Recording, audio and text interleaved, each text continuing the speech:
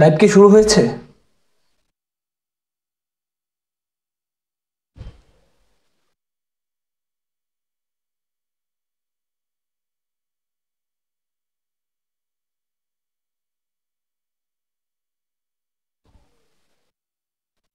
আমাদের সাথে আছে নিশাত রহমান নিতু আপু আছেন। আসসালামু আলাইকুম। ওয়ালাইকুম আসসালাম। আচ্ছা, রাহাত ভাই আছেন আমাদের সাথে। আসসালামু আলাইকুম ভাই। ওয়ালাইকুম আসসালাম। আচ্ছা, লাইভটা কি দেখা যাচ্ছে কিনা, ঠিকঠাক মতো শোনা যাচ্ছে কিনা বা দেখা যাচ্ছে কিনা? যারা যা আছেন সবাই একটু কমেন্ট করে জানান, সবাই একটু কমেন্ট করে জানান। আমাদের হয়তো বা ইন্টারনেটে একটু সমস্যা দিতে পারে, একটু মানিয়ে নিয়েন। যাই হোক, যারা যারা আছেন সবাই একটু কমেন্ট করে জানান শোনা যাচ্ছে কিনা। আর লাইভটা একটু সবাই একটু শেয়ার করে দেন, সবাই একটু লাইভটা একটু শেয়ার করে দেন সবাই। স্যার সব ক্লিয়ার। আমাদের সাথে আছেন জিকে মেডিসিন রাহাত জয়, অনেক অনেক ভালোবাসা ভাই। আচ্ছা জি স্যার, ক্লিয়ার।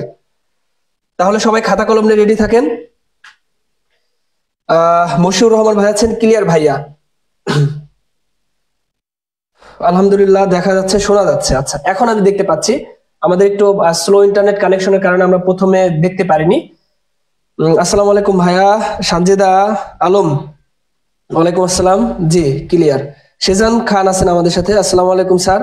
তনিমা ভাদ্রা, অনেকদিন পর আমি চলে এসেছি ভাই। ঠিক আছে, শেয়ার ডান। আচ্ছা, সবাই একটু লাইভটা একটু শেয়ার করে দেন, যারা যারা আছেন সবাই একটু শেয়ার করে দেন। আর যারা যারা ফ্রেন্ড সার্কেল যারা আছে সবাইকে একটু মেনশন করে দেন, সবাইকে মেনশন করে দেন। এমনি সিয়াম আছেন আমাদের সাথে। Clear sir. সিয়াম তনিমার জন্য শুভকামনা। তারা অ্যাডমিশন ক্যান্ডিডেট, অনেক পরিশ্রম করছেন। যারা পরিশ্রম করছেন সবার জন্য শুভকামনা। সাথী আহমেদ, আচ্ছা, সবাই একটু লাইভটা একটু শেয়ার করে দেন, সবাই শেয়ার করে দেন। আমার আসলে হোয়াইট বোর্ড, ডিজিটাল বোর্ড নেই। যাই হোক, তারপর আমরা চেষ্টা করব আজকের ক্লাসে ইনশাল্লাহ সর্বশেষ আমাদের হাতে যে আপডেট গুলো আছে আমরা দেওয়ার চেষ্টা করব। আমরা গতদিন সাম্প্রতিক এক ক্লাসে আমরা হচ্ছে অন্তর্বর্তীকালীন সরকার, তারপর ডক্টর মোহাম্মদ ইউনূস, নোবেল পুরস্কার, গ্রামীণ ব্যাংক, এগুলো নিয়ে আলোচনা করেছিলাম। আজকের ক্লাসে ইনশাল্লাহ আমরা সব থেকে গুরুত্বপূর্ণ একটা অংশ, সাম্প্রতিকের আমাদের কিছুদিন আগে মার্কিন নির্বাচন হলো, আমরা অনেক জিনিস, ছোট ছোট অনেক জিনিস যেগুলো আমি রিলস আপডেটে দিয়েছি, ওগুলো বাদে আমাদের আরো কিছু আপডেট আছে যেগুলো হচ্ছে রিলস আপডেটে দেওয়া সম্ভব হয়নি, বা অফলাইন ক্লাসে অনেক সময় নেওয়া সম্ভব হয়নি, যেহেতু আমাদের আহ ধারাবাহিক ভাবে আমাদের যেতে হয়, বা অনেক টপিকস বা অনেক জিনিস মাঝে মাঝে বাদ পড়ে যায়। তো লাইভ ক্লাসগুলোতে হচ্ছে আমরা চেষ্টা করি ওই জিনিসগুলো আবার হচ্ছে কোনগুলো কোনগুলো আমাদের বাদ গেল ওগুলো সহজ নিয়ে আসতে। তো একদম শেষ পর্যন্ত থাকবেন, আশা করি সবাই খাতা কলম নিয়ে রেডি থাকেন। আর বরাবরের ন্যায় যার নোটটি সব থেকে বেশি ভালো হবে আমরা কিন্তু পেজে পাবলিশ করবো ইনশাল্লাহ। আপনারা সবাই জানেন আমাদের প্রতিটা ক্লাসে কিন্তু এরকম থাকে, সুন্দর নোট যারা করেন তাদের কিন্তু আমরা পাবলিশ করে থাকি তাদের নাম পরিচয় দিয়ে। যাই হোক, সবাই লাইভটা একটু শেয়ার করে দেন, সবাই একটু শেয়ার করে দেন। আচ্ছা, তাহলে আমরা শুরু করি। আমরা কি তাহলে শুরু করে দিই? ঠিক আছে।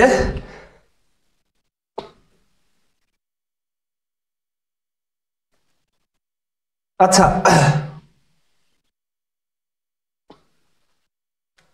আগে না আমি খাতা খুলে নেই। হ্যাঁ, সবাই খাতাপত্র রেডি করেন।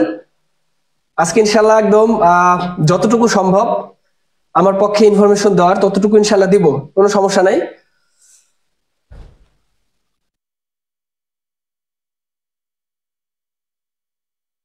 আচ্ছা, তাহলে শুরু করি। আমাদের এবারের আজকের ক্লাসের প্রথম আপডেট আমরা ইনশাল্লাহ যুক্তরাষ্ট্র নিয়ে জানবো। সবাই খাতায় লেখেন যুক্তরাষ্ট্র। যুক্তরাষ্ট্র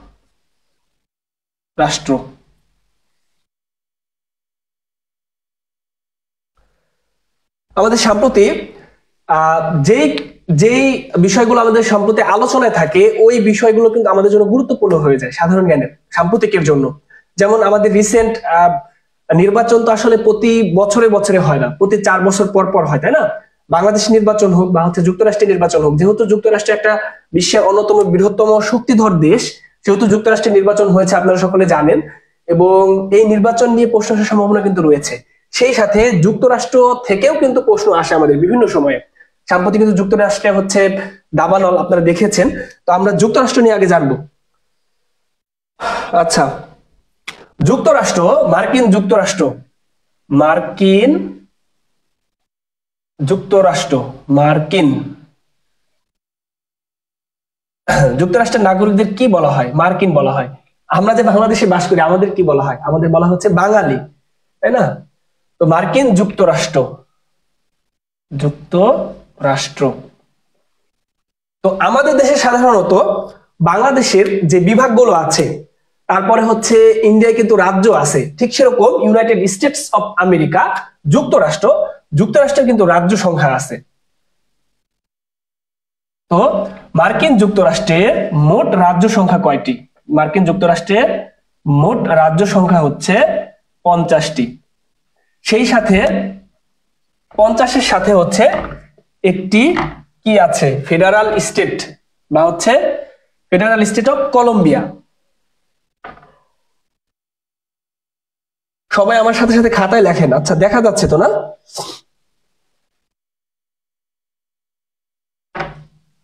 ফেডারেল জেলা, বা এটাকে কি বলা হয়? এটাকে বলা হয় হচ্ছে ডিস্ট্রিক্ট অফ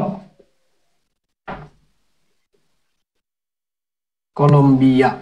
আচ্ছা, তাহলে মার্কিন যুক্তরাষ্ট্রের মোট রাজ্য সংখ্যা কয়টি? মোট রাজ্য সংখ্যা হচ্ছে 50টি, এবং কি আছে? একটি ফেডারেল জেলা বা ডিস্ট্রিক্ট অফ কলম্বিয়া রয়েছে। মার্কিন যুক্তরাষ্ট্রের পতাকা, আমরা জানি যে প্রতিটা দেশেরই কিন্তু পতাকা থাকে, তাই না? আমাদের পতাকার হচ্ছে দৈর্ঘ্য কত? এই যেরকম 10:6। এটা কি বাংলাদেশের পতাকা? 10:6 অনুপাত, তাই না? দৈর্ঘ্য প্রস্থের অনুপাত। দেখেন, আমাদের প্রতিটা দেশের পতাকা হচ্ছে তাদের নিজস্ব কোনো কিছু বহন করে বা হচ্ছে কোনো কিছু প্রকাশ করে। যেমন আমাদের বৃত্তে কি লাল এবং হচ্ছে সবুজ। তো মার্কিন যুক্তরাষ্ট্রের পতাকায় আমরা জানি যে হচ্ছে তাদের পতাকা কিরকম, দাগ দাগ থাকে এবং হচ্ছে স্টার দেওয়া আছে, তাই না? এই যে এখানে কি আছে? এখানে হচ্ছে স্টার দেওয়া আছে।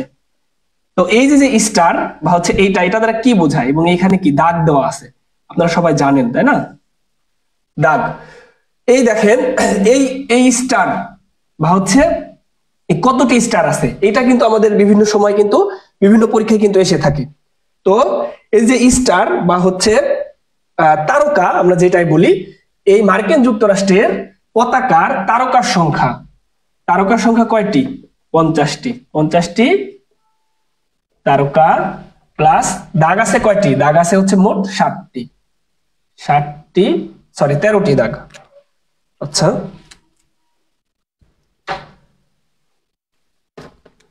তেরোটি।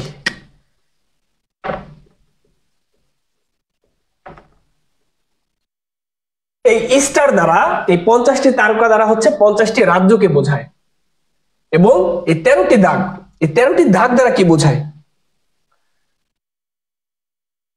13টি দাগ দ্বারা বোঝায় হচ্ছে, আচ্ছা এটা একটু মুছে দেই।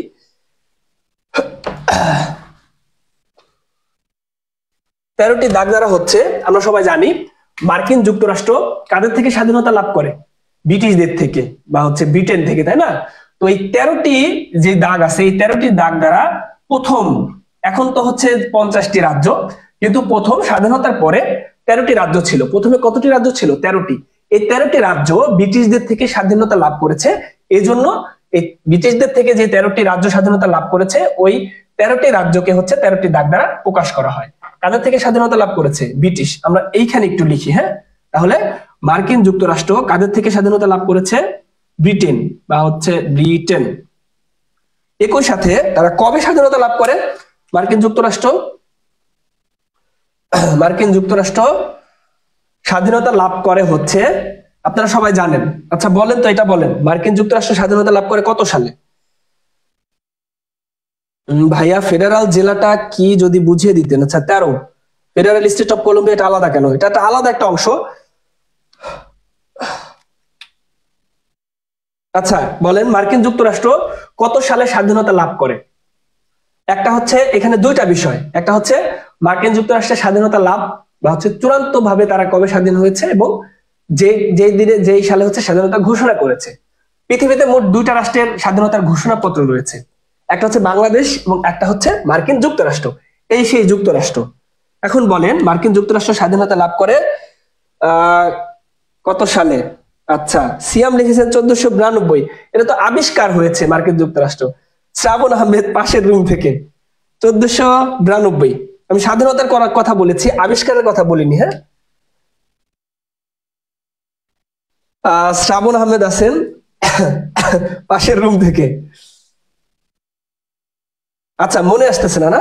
1776 আমি লিখে দিচ্ছি, 1776 সালের 4 জুলাই। 1776 সালের 4 জুলাই। হ্যাঁ, কে লিখেছেন 1776? কোন এক রাজকন্যা। আচ্ছা, আমরা রাজকন্যার নাম জানি না, কিন্তু রাজকন্যা আসলে সঠিক উত্তর দিয়ে দিয়েছে। 1776 সালের 4 জুলাই হচ্ছে স্বাধীনতার ঘোষণা। স্বাধীনতা ঘোষণা। এবং চূড়ান্ত স্বাধীনতা বা চূড়ান্ত বিজয় তারা লাভ করে কবে? নিশাত রহমান নিতু আপু লিখেছেন 1776। আচ্ছা, হ্যাঁ 1776 আমরা দিয়ে দিয়েছি।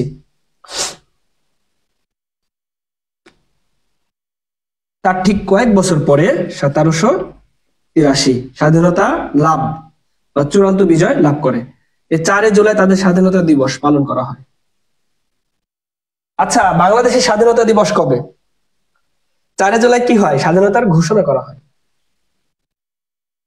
যাই হোক, তাহলে আমরা দেখতে পেলাম যে মার্কিন যুক্তরাষ্ট্র ব্রিটেনের থেকে তারা স্বাধীনতা লাভ করেছে এবং স্বাধীনতার ঘোষণা 1776 4 জুলাই। এবং সরি 1700,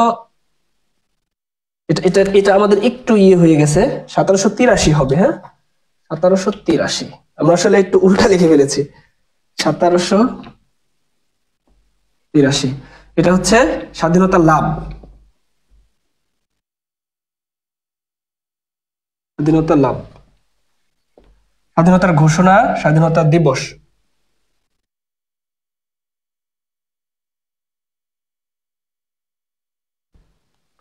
ছাব্বিশে মার্চ MD Abdullah tech club GK boss আমাদের সাথে আছেন আব্দুল্লাহ ভাই। তিনি বাংলার চমৎকার ক্লাস দিয়ে থাকেন এবং বাংলার জন্য one of the best in Bangladesh. MD Abdullah ভাইকে অসংখ্য ধন্যবাদ আমাদের লাইভের সাথে যুক্ত থাকার জন্য। যারা বাংলা নিয়ে সমস্যা আছেন ভাইয়ের পেজটি ঘুরে আসতে পারেন। সবাই লাইভটা একটু শেয়ার করে দেন, সবাই লাইভটা একটু শেয়ার করে দেন। আচ্ছা, তাহলে হচ্ছে আমরা নেক্সট ইস্যুতে চলে যাচ্ছি। এখন দেখেন, প্রতিটা দেশেরই আমাদের যেমন নারীরা ভোট দিতে পারে বা হচ্ছে আমাদের নারীদের ভোটাধিকার কিন্তু রয়েছে প্রথম থেকে। তো বিশ্বের অনেক দেশ ছিল যেখানে নারীরা ভোট দিতে পারতো না। যুক্তরাষ্ট্রের সংবিধানের একটা সংশোধনের মাধ্যমে এই নারীদের ভোটাধিকার প্রাপ্তি হয়েছে। এটা কিন্তু গুরুত্বপূর্ণ। সেটা কততম সংশোধনী? সেটা কততম সংশোধনী? আচ্ছা, আপনার একটু ঝটপট কমেন্ট করে ফেলবেন বা হচ্ছে বলার সাথে সাথে কমেন্ট করবেন, যাতে হচ্ছে আমার বুঝতে সুবিধা হয়। হ্যাঁ, আচ্ছা, কেউ তো কমেন্ট করতেছেন না। 19তম সংশোধনী আমি লিখেই দিই, 19তম। আজকের ক্লাস ইনশাল্লাহ অনেক ইনফরমেটিভ হতে চলেছে, শেষ পর্যন্ত থাকেন, ইনশাল্লাহ আশা করি অনেক কিছু শিখতে পারবেন। তাহলে যুক্তরাষ্ট্রের সংবিধানের 19তম সংশোধনী, 19তম সংশোধনীর মাধ্যমে নারীদের ভোটাধিকার প্রাপ্তি লাভ করেছে। নারীদের, এটা কিন্তু বিভিন্ন পরীক্ষায় আসতে পারে, ভোটাধিকার প্রাপ্তি, 19তম সংশোধনী।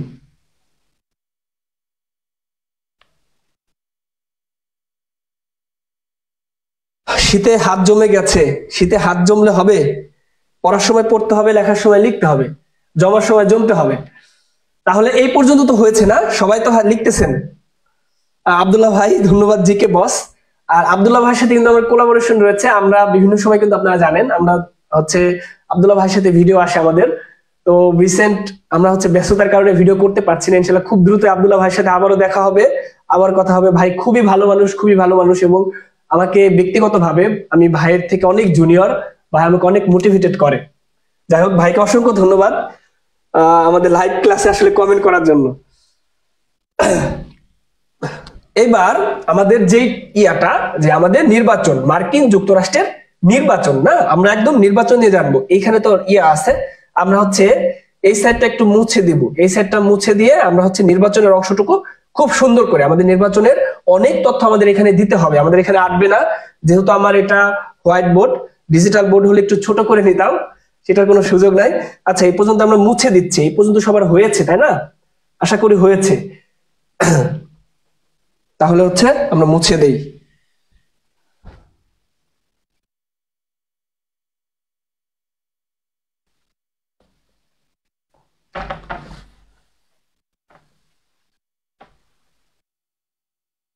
মার্কিন নির্বাচন, এইখানে লিখি নির্বাচন।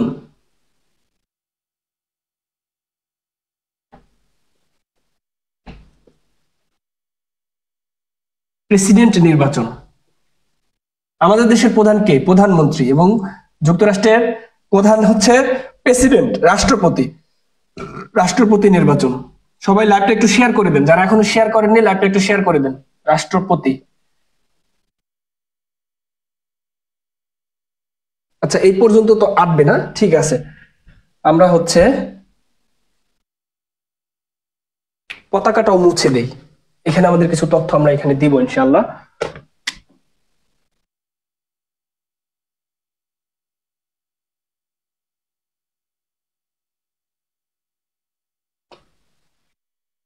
এইবার মার্কিন যুক্তরাষ্ট্রের নির্বাচন কত বছর পর পর হয়?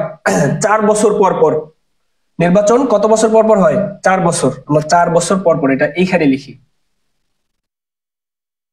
4 বছর পর পর।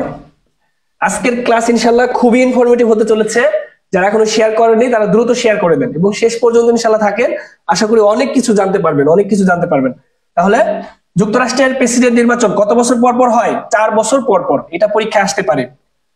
প্রতি 4 বছর পর পর নভেম্বর মাসের প্রথম মঙ্গলবার অনুষ্ঠিত হয়। এবং এই বছর অর্থাৎ 2024 সালে, মানে হচ্ছে এই বছরের শেষের দিকে, সরি আগের বছরের শেষের দিকে 24শে নভেম্বরের কত তারিখ ছিল? তাহলে নভেম্বর। প্রতি 4 বছর পর পর নভেম্বর। এই এই এই এই মঙ্গলবার কত তারিখ ছিল? এই এই মঙ্গলবার ছিল হচ্ছে নভেম্বর, 5ই নভেম্বর। 5 নভেম্বর।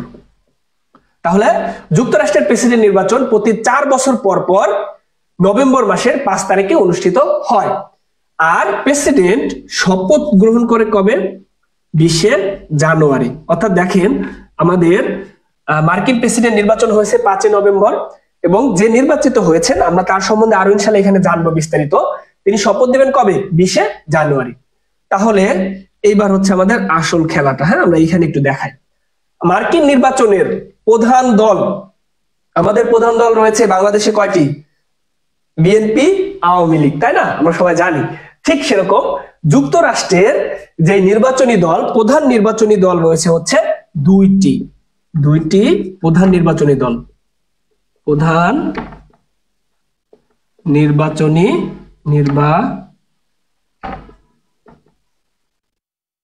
নির্বাচনী দল মার্কিন যুক্তরাষ্ট্রের নির্বাচনের প্রধান নির্বাচনী দল কয়টি? দুইটি প্রধান নির্বাচনী দল। আপনারা সবাই জানেন, একটা হচ্ছে কি? একটা হচ্ছে ডেমোক্রেট, একটা হচ্ছে রিপাবলিক। আচ্ছা, এইখানে লিখবো, আমাদের একটু আটানোর সমস্যা হয়ে যাচ্ছে। ডেমোক্রেটিক,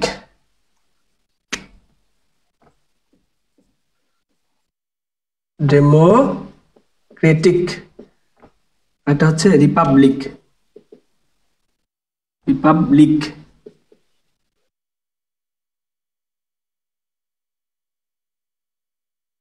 এই দলগুলো কিন্তু খুব গুরুত্বপূর্ণ আমাদের পরীক্ষায়। এখান থেকে প্রশ্ন আসার সম্ভাবনা খুবই বেশি। কোনো না কোনো পরীক্ষায় ইনশাআল্লাহ আশা করা যায় থাকার সম্ভাবনা আছে।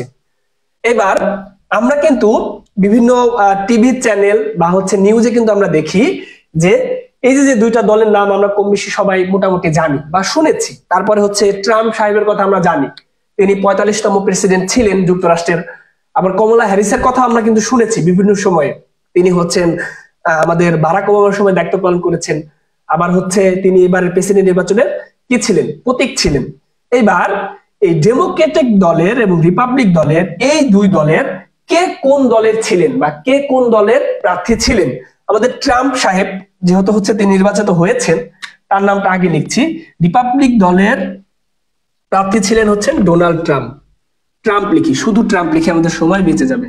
আজকে ইনশাল্লাহ অনেক কিছু জানবো। ট্রাম্প, এবং এই দলের প্রার্থী ছিলেন কে?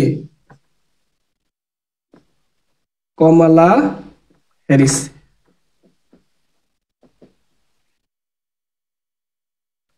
প্রতিটা দলের কিন্তু কি আছে, প্রতিটা দলের কিন্তু প্রতীক রয়েছে, অর্থাৎ নির্বাচনী প্রতীক, বা হচ্ছে আমাদের আওয়ামী লীগের হচ্ছে নির্বাচনী প্রতীক কি?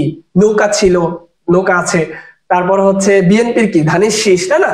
তো ডেমোক্রেট এই দলের প্রতীক কি? এই দলের প্রতীক হচ্ছে, সবাই আমার সাথে সাথে খাতায় লেখেন, এই দলের প্রতীক কি আর এই দলের প্রতীক কি, দেখি তো কে সঠিক উত্তর দেন। প্রথমে বলেন ডেমোক্রেটিক, এই ডেমোক্র্যাট দলের প্রতীক কি? ডেমোক্র্যাট দলের প্রতীক কি, দেখি কে সঠিক উত্তর দেন। ডেমোক্র্যাট দলের প্রতীক কি? ডেমোক্র্যাট দলের প্রতীক কি? আচ্ছা, আপনারা কি আছেন নাকি গেছেন, নাকি হচ্ছে কানেকশনের সমস্যা হচ্ছে? কিছুই তো বুঝতে পারতেছি না।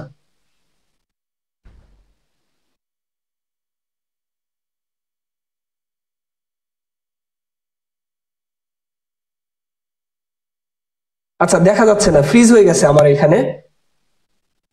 লাইভ কি চলতেছে? হঠাৎ করে কি হলো?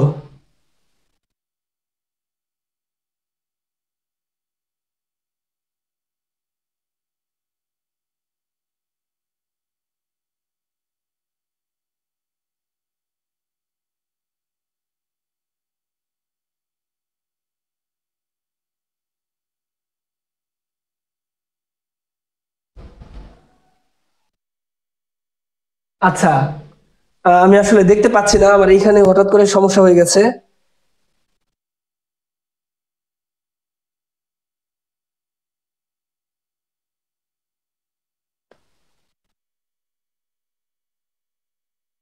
হঠাৎ করে সমস্যা হয়ে গেল। আচ্ছা, যাই হোক, দেখা কি যাচ্ছে?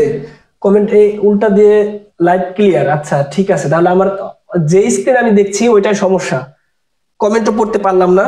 যাই হোক, যাই হোক, আমরা হচ্ছে যেহেতু এইখানে সমস্যা হচ্ছে, আমরা একটু দেখি। হ্যাঁ, তাহলে এই দলের প্রতীক কি? এই দলের প্রতীক হচ্ছে রিপাবলিক হাতি, ডেমোক্রেট গাধা। হ্যাঁ, গাধা। ডেমোক্র্যাট হচ্ছে গাধা আর রিপাবলিক হচ্ছে হাতি। এটা মনে রাখার একটা ইয়ে আছে যে কমলা হ্যারিস তিনি হচ্ছেন কে? মেয়ে। তাহলে আর তার হচ্ছে কি থাকবে, সে তো চিকনা চাকনি থাকবে, তাই না? এরকম। আর যেহেতু ট্রাম্প সাহেব, সে কি থাকবে? একটু স্বাস্থ্য স্বাস্থ্য ভালো, তারপর হচ্ছে সে একটু মোটা সোটা থাকবে, তাহলে কি হাতির মতো দেখতে, তাই না? তাহলে রিপাবলিক হচ্ছে ট্রাম্প এবং তার প্রতীক হচ্ছে হাতি। এভাবে মনে রাখতে হবে আমাদের, হাতি। এবং কমলা হ্যারিস তিনি একজন মেয়ে, তিনি হচ্ছে তার থেকে তুলনামূলক স্বাস্থ্য কম, তার প্রতীক হচ্ছে গাধা। গাধা, এটা মজা করার জন্য বললাম, এটা আসলে সিরিয়াস নেওয়ার কিছু নেই। আচ্ছা, তাহলে ডেমোক্রেট দলের প্রতীক হচ্ছে গাধা এবং এটার প্রতীক হচ্ছে হাতি। রং আছে, রং, এটার রং হচ্ছে নীল। এবং ট্রাম্প সাহেবের দলের আহ, যে রং, এই রংটার নাম, এই রংটা কি? ট্রাম্পের দলের রং, রিপাবলিক দলের রং হচ্ছে লাল, লালে লাল হয়ে যাবে। রং, রং হচ্ছে লাল।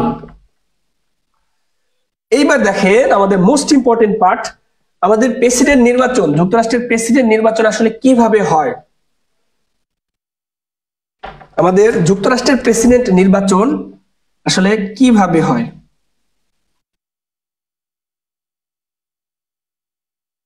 আমাদের মতোই আমরা যেমন হচ্ছে কেন্দ্রীয় যে ভোট দিলাম আর হচ্ছে সরাসরি নির্বাচন হলো, এরকম নাকি একটু আলাদা? একটু আলাদা, হ্যাঁ। আচ্ছা, এবার দেখেন, যুক্তরাষ্ট্রের প্রেসিডেন্ট নির্বাচন হয় ইলেকটোরাল কলেজ পদ্ধতিতে। Electoral, electoral college, electoral college. আচ্ছা, আমি যদি কোনো কোশ্চেন করি বা হচ্ছে কোনো কিছু জানতে চাই, তাহলে হচ্ছে আপনি একটু রেসপন্স করিয়েন। আসলে অনলাইন ক্লাসে রেসপন্স না করলে বোঝা যায় না ক্লাস আছে কিনা বা প্রাণবন্ত হতে চায় না। আমাদের অফলাইন ক্লাসে অনেক স্টুডেন্ট থাকে, আমরা অনেক মজা করি, তারপরে হচ্ছে অনেকক্ষণ পড়ি। অফলাইনের সাম আলাদা, যেহেতু অনলাইন নিজেকে বকবক করতে হয় দীর্ঘ সময় ধরে। আপনারা অন্তত একটু রেসপন্স করেন বা হচ্ছে একটু কমেন্ট টমেন্ট করেন, হ্যাঁ, প্রশ্ন টশ্ন করলে। যুক্তরাষ্ট্রের প্রেসিডেন্ট নির্বাচন হয় হচ্ছে ইলেকটোরাল কলেজ পদ্ধতিতে। এই ইলেকটোরাল কলেজ জিনিসটা আবার কি এটা বুঝিয়ে দিচ্ছি। যুক্তরাষ্ট্রের মোট ইলেকটোরাল কলেজ রয়েছে কয়টি? মোট ইলেকটোরাল কলেজ মোট, আর প্রেসিডেন্ট হতে প্রয়োজন কতটি দেখা তো যাচ্ছে, তাই না?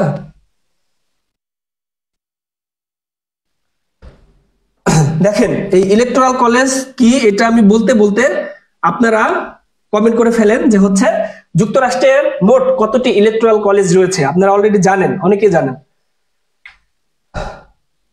ইলেকটোরাল কলেজ হচ্ছে দেখেন এটা হচ্ছে একটা পরোক্ষ নির্বাচন, অর্থাৎ আমরা আমাদের কি থাকে আমাদের দেশের যে নির্বাচনটা, আমি আগে আমার দেশেরটা বলি তারপর হচ্ছে যুক্তরাষ্ট্রটা বললে ওইটা হচ্ছে আপনারা সহজে বুঝতে পারবেন। দেখেন আমাদের দেশে আমরা সাধারণত ভোট কেন্দ্রে যাই এবং হচ্ছে ব্যালট পেপার থাকে, আমাদের হচ্ছে কি করি সিল দেই এবং ভোট গণনা হয়। শেষে ভোট গণনায় সব থেকে বেশি ভোট পেলো বা হচ্ছে গণনা করে যার ভোটটা বেশি হলো যার পক্ষে গেল সেই কিন্তু সরাসরি নির্বাচন হয়ে গেল। অর্থাৎ আমরা কি করি, আমরা দেশের প্রধানমন্ত্রী সরাসরি নির্বাচন করি। যে আমাদের দল থাকে বিভিন্ন হচ্ছে সংসদ সদস্য যারা আছেন বিভিন্ন এরিয়ায়, তাদের ওই অঞ্চলে হচ্ছে আমি কি করলাম তাকে ভোট দিলাম, নৌকা প্রতীকে ভোট দিলাম, ধানের শীষ প্রতীকে ভোট দিলাম এবং তারা হচ্ছে কি সংখ্যাগরিষ্ঠতা লাভ করলো এবং দেশের সরকার গঠন করলো।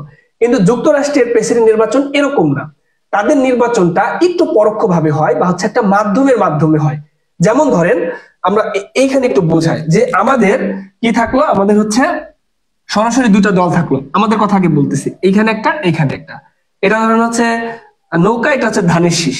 এবার এই পাবলিক গুলা ধরেন এরা হচ্ছে পাবলিক, এই পাবলিক যারা আছেন তারা হচ্ছে ভোট দিতে গেল, তারা সরাসরি ভোট দিল। তাহলে কি যে ভোট সব থেকে বেশি পেল সে কি নির্বাচনে জয়লাভ করলো। কিন্তু যুক্তরাষ্ট্রে এই দেখেন আমাদের কি কোনো মাধ্যম কিন্তু নেই, আমরা সরাসরি কিন্তু আমরা ভোটের মাধ্যমে কিন্তু আমরা আমাদের প্রধানমন্ত্রী নির্বাচন করতে পারছি। কিন্তু যুক্তরাষ্ট্রে এই একটা মাধ্যম থাকে, এই মাধ্যমটা হচ্ছে এইটাই হচ্ছে মূলত ইলেকটোরাল কলেজ। আমরা সরাসরি এই দুই প্রেসিডেন্টের যে প্রার্থী আছে তাদের আমরা ভোট দিতে পারবো না, আমরা দিব হচ্ছে ইলেকটোরাল কলেজ বা হচ্ছে প্রতিনিধিদের, এদের প্রতিনিধি, এবং তারা হচ্ছে নির্বাচিত হয়ে তাদের দলের প্রার্থীকে তারা হচ্ছে ঠিক করবে। এবার দেখেন এই ব্যক্তিরা এই চারজন, তারা ধরেন হচ্ছে এই ব্যক্তির হচ্ছে প্রতিনিধি হচ্ছে এরা দুইজন এবং এই ব্যক্তির প্রতিনিধি হচ্ছে এরা দুজন। এইবার ধরেন এরা যদি আমরা বাংলা কথায় বলি হারামিগিরি করে, তাই না? ধরেন এই দুই ব্যক্তি এই দলের হচ্ছে প্রতিনিধি, ইলেকটোরাল কলেজ মানে হচ্ছে প্রতিনিধি। এই প্রতিনিধি তারা কি করলো, তারা নির্বাচিত হওয়ার পরে তাদের হাতে কিন্তু ক্ষমতা রয়েছে এবং তারা কি করলো, তাদের নিজ দলের প্রার্থীকে ভোট না দিয়ে এই দুইজন ব্যক্তি একে ভোট দিল।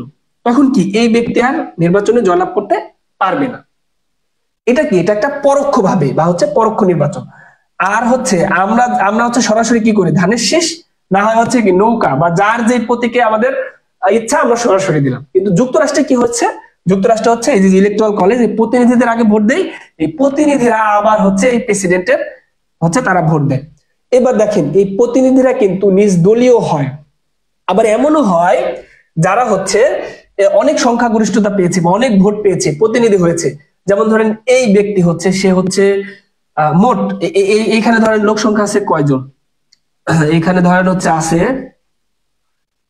1 2 3 4 5 6 7 8 9 জন, 9টা ভোট, এখানে ধরেন 9টা ভোট হচ্ছে পাবলিক এবং এরা হচ্ছে কি, এরা হচ্ছে ইলেকটোরাল কলেজ, এদের সংখ্যা হচ্ছে ধরেন 3 জন দেই, 4 জনই দেই, ধরেন ইলেকটোরাল কলেজ কয়টি, 4টি। এবার এই ব্যক্তি হচ্ছে কমলা হ্যারিস, এই ব্যক্তি হচ্ছে ডোনাল্ড ট্রাম্প। এবার ধরেন এই পাবলিকরা হচ্ছে কি করলো, ভোট দিল ইলেকটোরাল কলেজে, এদেরকে ভোট দিল। এবার এরা কি করলো, এরা যদি এই 4 জনের মধ্যে এই 9টা ভোটের মধ্যে হচ্ছে এই ব্যক্তি অর্থাৎ ডোনাল্ড ট্রাম্প আমাদের হচ্ছে ডোনাল্ড ট্রাম্প ধরেন হচ্ছে আমাদের তিনি হচ্ছেন 8 ভোট,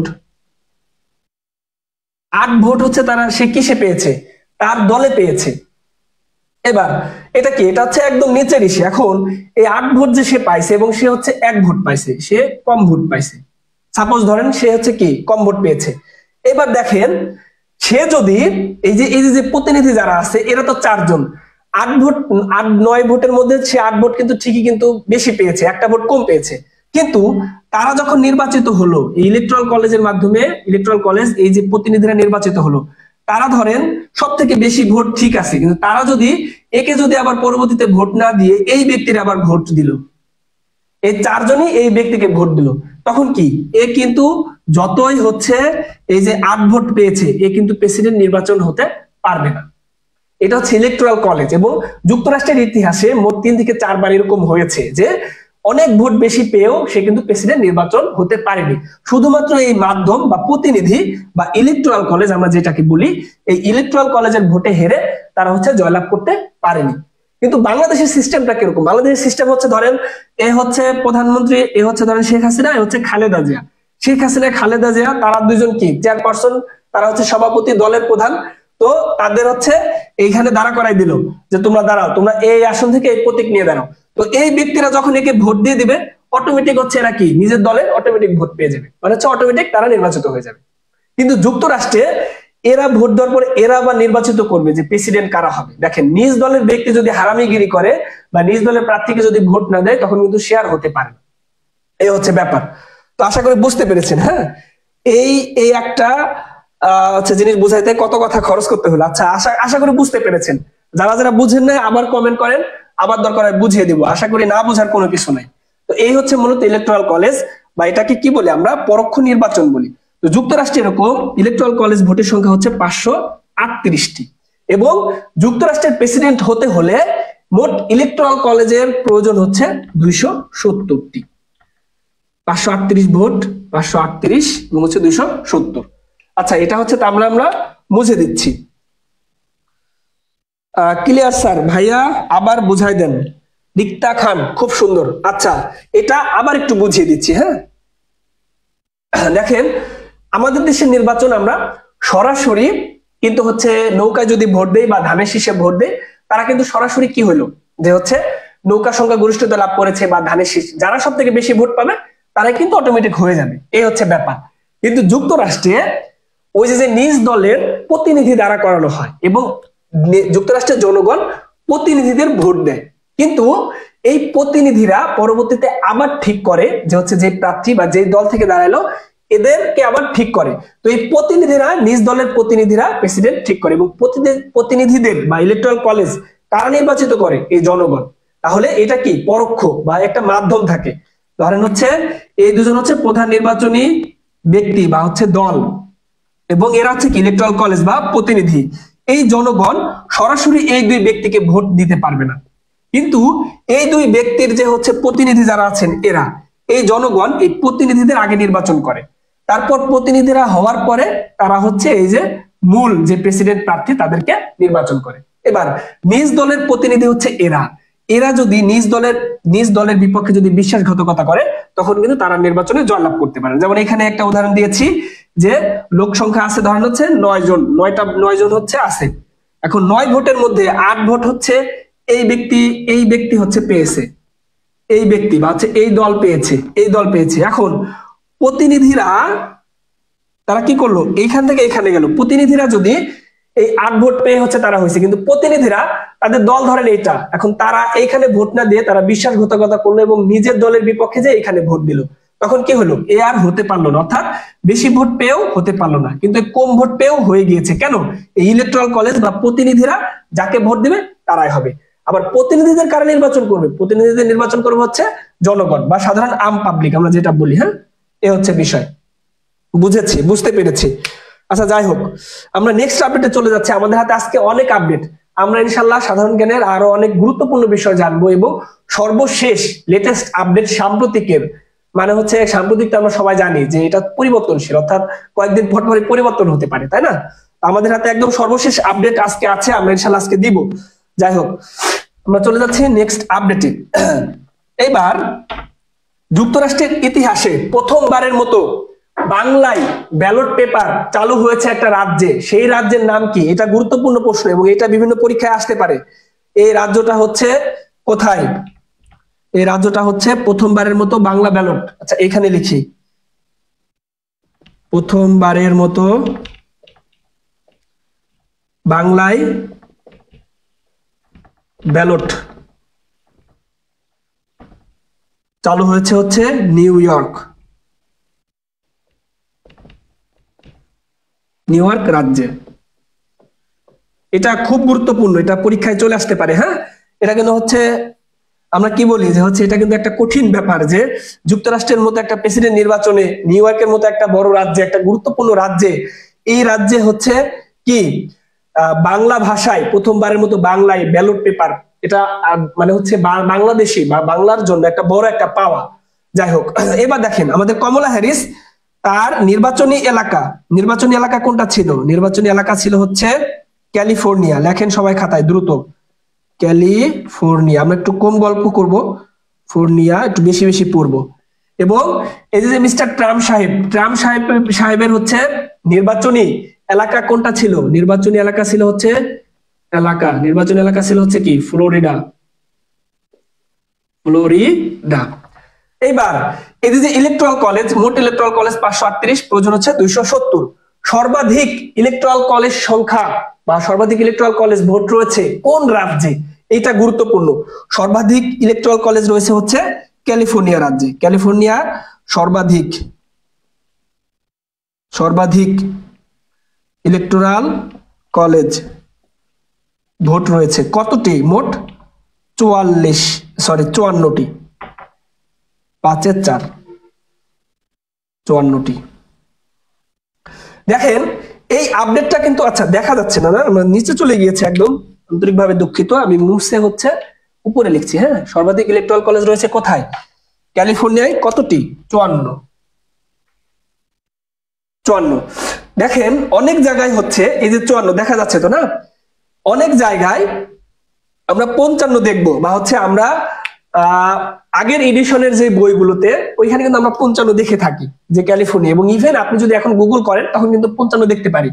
কিন্তু এই বছর 2024 সালে একটার কমে আনা হয়েছে, এবং লেটেস্ট 2024 সালে এই বছর 54টি, সর্বাধিক 54টি। হ্যাঁ, 55টি ছিল কিন্তু 54টি হয়েছে। এটা নিয়ে অনেকের মধ্যে কনফিউশন হতে পারে। যাই হোক, কনফিউশন দূর করে দিলাম। তাহলে এই ডেমোক্র্যাট বা হচ্ছে কমলা হ্যারিসের নির্বাচন এলাকা ছিল ক্যালিফোর্নিয়া, রিপাবলিকের এলাকা হচ্ছে ডোনাল্ড ট্রাম্প, তার এলাকা ছিল হচ্ছে ফ্লোরিডা। এবার মিস্টার ডোনাল্ড ট্রাম্প হচ্ছে কতটি ইলেকট্রাল কলেজ ভোট পেয়েছে? কমলা হ্যারিস পেয়েছে হচ্ছে কতটি এবং ট্রাম্প পেয়েছে কতটি? এখানে লেখা যাবে তো না, বলেন তো।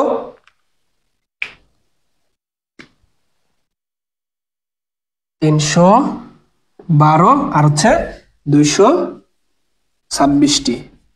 এটা কি ইলেকট্রাল কলেজ ভোট পেয়েছে। তাহলে কে নির্বাচনে জয়লাভ করেছে? মিস্টার ডোনাল্ড ট্রাম্প এই মার্কিন যুক্তরাষ্ট্রের এবার যে নির্বাচনে জয়লাভ করলো, এই নির্বাচন, তাহলে সে কততম প্রেসিডেন্ট হিসেবে শপথ গ্রহণ করবে? সে কিন্তু আমাদের কততম প্রেসিডেন্ট ছিলেন মার্কিন যুক্তরাষ্ট্রের? 45তম প্রেসিডেন্ট। 46তম ছিলেন জো বাইডেন। এইবার তাহলে কবে জো বাইডেনের আমল শেষ? 46 থেকে কত? 47। তাহলে 47তম প্রেসিডেন্ট হিসেবে শপথ নেবেন কবে? শপথ নেবেন হচ্ছে 20 জানুয়ারি। এবার দেখেন এটা তিনি কততম? তিনি 47তম প্রেসিডেন্ট। এবং এবারে যে নির্বাচনটা, এই নির্বাচনটা কততম নির্বাচন? 60তম নির্বাচন। এটা গুরুত্বপূর্ণ।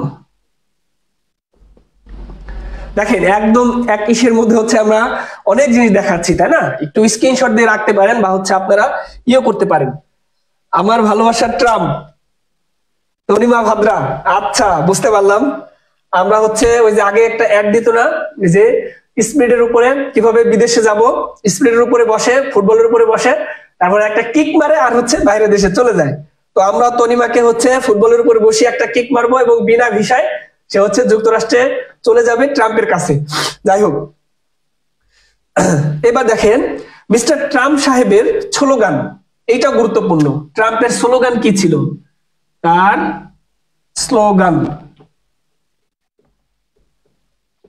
স্লোগান ছিল হচ্ছে মেক আমেরিকা গ্রেট এগেইন। এটা গুরুত্বপূর্ণ, মেক আমেরিকা। শেষ পর্যন্ত থাকেন, আজকে ইনশাল্লাহ অনেক কিছু জানতে পারবেন। হ্যাঁ, make America great again. Great again, এটা হচ্ছে তার স্লোগান ছিল।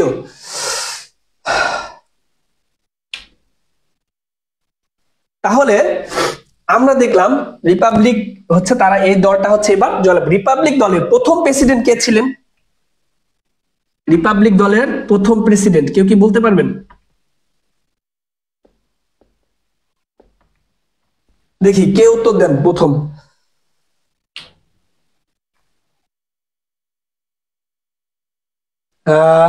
মারিয়াম মুন্নি আছেন আমাদের সাথে 60তম। আচ্ছা, চার শেষ, রেকর্ড ক্লাস দেখবো। রিক্তা খান 47তম প্রেসিডেন্ট, মুন্নি। আচ্ছা ঠিক আছে, হাতের লেখা যদিও ভালো না, তারপর হচ্ছে চেষ্টা করছি। আমার তো হোয়াইট বোর্ড, লাইটিং কন্ডিশনও তেমন ভালো না। হ্যাঁ, মেক আমেরিকা গ্রেট এগেইন। হ্যাঁ, কাউসার ভাই লিখেছেন ট্রাম্প কার্ড দিছে ওরে। আচ্ছা হ্যাঁ, ট্রাম্প কার্ড আমরাই তো দিলাম, ফুটবলের উপর বসে একটা কিক দিব আর যুক্তরাষ্ট্রে চলে যাবে, এটা হচ্ছে তার ট্রাম্প কার্ড। Theodore Roosevelt. আচ্ছা, আর কেউ? এই পর্যন্ত যদি হয় আমরা হচ্ছে একটু রিভিশন দিই। হ্যাঁ, আমাদের এটা মুছার পরে আমাদের আরো আপডেট আছে। হ্যাঁ, আচ্ছা আমি একটু রিভিশন দিই, সবাই একটু এদিকে তাকান, সবাই একটু এদিকে তাকান।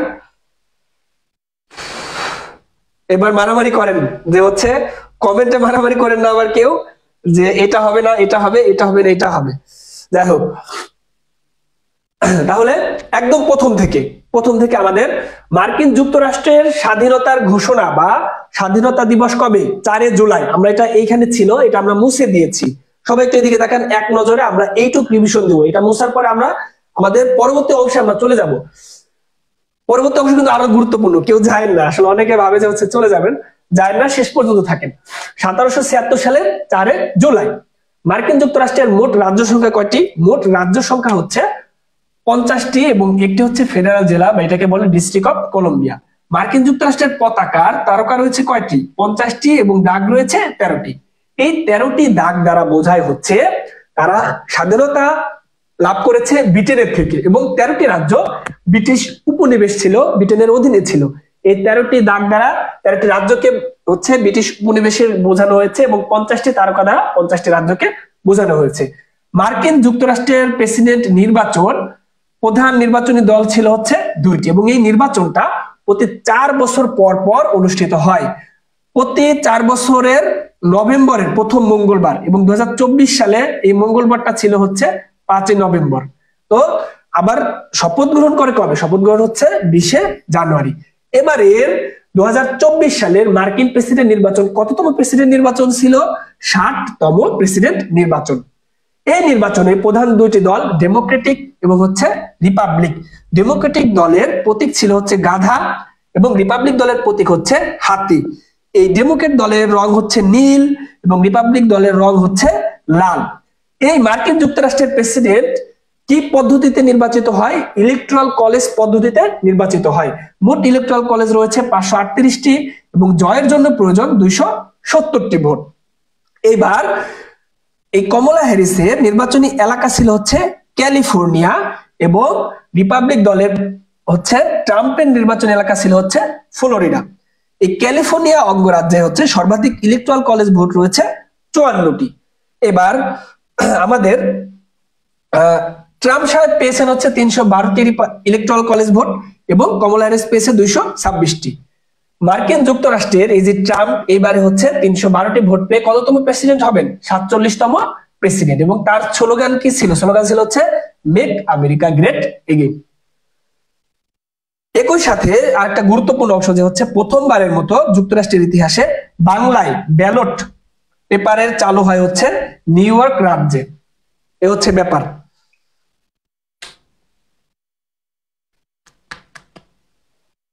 আচ্ছা, তাহলে হচ্ছে আমরা এটা ক্লোজ করে দিই। এটা ক্লোজ করে দিয়ে আমরা হচ্ছে মার্কিন যুক্তরাষ্ট্রের আরো কিছু অংশ জানবো।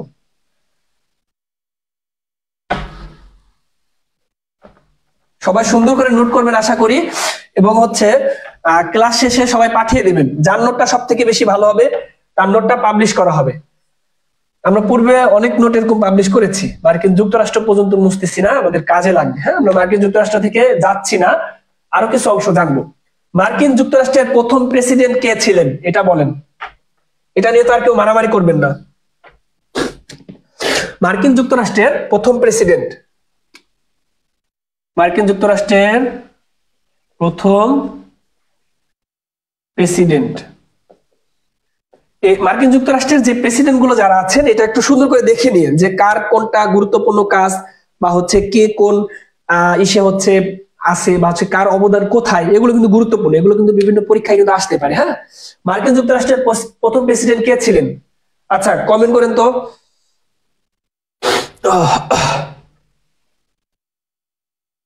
মার্কিন যুক্তরাষ্ট্রের প্রথম প্রেসিডেন্ট কে ছিলেন?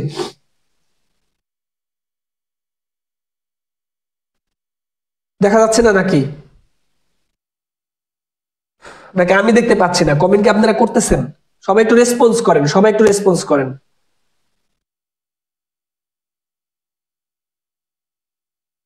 অনেকে হাওয়া হয়ে গেছে, যাই হোক যারা হাওয়া হয়ে গেছে তাদের জন্য এক বালতি সমবেদনা। কারণ হচ্ছে আমাদের আরো গুরুত্বপূর্ণ অংশ আমাদের এখনো আছে, বাকি আছে, আমরা জানবো ইনশাল্লাহ। যারা শেষ পর্যন্ত থাকবেন তারাই জানতে পারবেন। জর্জ ওয়াশিংটন, তনিমা সঠিক উত্তর দিয়েছেন। তনিমার উত্তরটা সঠিক। মার্কিন যুক্তরাষ্ট্রের প্রথম প্রেসিডেন্ট জর্জ ওয়াশিংটন, এবং তিনি জর্জ ওয়াশিংটন, সবাই লাইভটা একটু শেয়ার করে দেন। প্রথম প্রেসিডেন্ট জর্জ ওয়াশিংটন, এবং তিনি যুক্তরাষ্ট্রের প্রেসিডেন্ট হয়েও হোয়াইট হাউসে বাস করতে পারেননি। White house not bus, white house, white house কি? মার্কিন যুক্তরাষ্ট্রের প্রেসিডেন্টের বাসভবন, হোয়াইট হাউসে বাস করতে পারেননি। আচ্ছা ক্রস দিলাম এখানে। হ্যাঁ, মার্কিন যুক্তরাষ্ট্রের 16তম president mister Abraham Lincoln. Lincoln সাহেবকে নিয়ে আমাদের জানতে হবে। লিঙ্কন নামে কেউ আছেন নাকি? লিঙ্কন, আব্রাহাম লিঙ্কন, তিনি যুক্তরাষ্ট্রের গৃহযুদ্ধ চলাকালীন প্রেসিডেন্ট ছিলেন। যুক্তরাষ্ট্রের গৃহযুদ্ধকালীন প্রেসিডেন্ট, গৃহযুদ্ধকালীন প্রেসিডেন্ট ছিলেন, এবং তিনি দাস প্রথার বিলুপ্তি ঘটান মার্কিন যুক্তরাষ্ট্রে। দাস প্রথা, দাস প্রথার বিলুপ্তি ঘটান। একই সাথে তিনি একটা ভাষণ দেন, বিখ্যাত ভাষণ, বিখ্যাত ভাষণ দেন। এই ভাষণের নাম কি বলেন তো? এই ভাষণের নাম কি? 1863 সালে একটা ভাষণ দেন, 1863 সালে যুক্তরাষ্ট্রের Pennsylvania.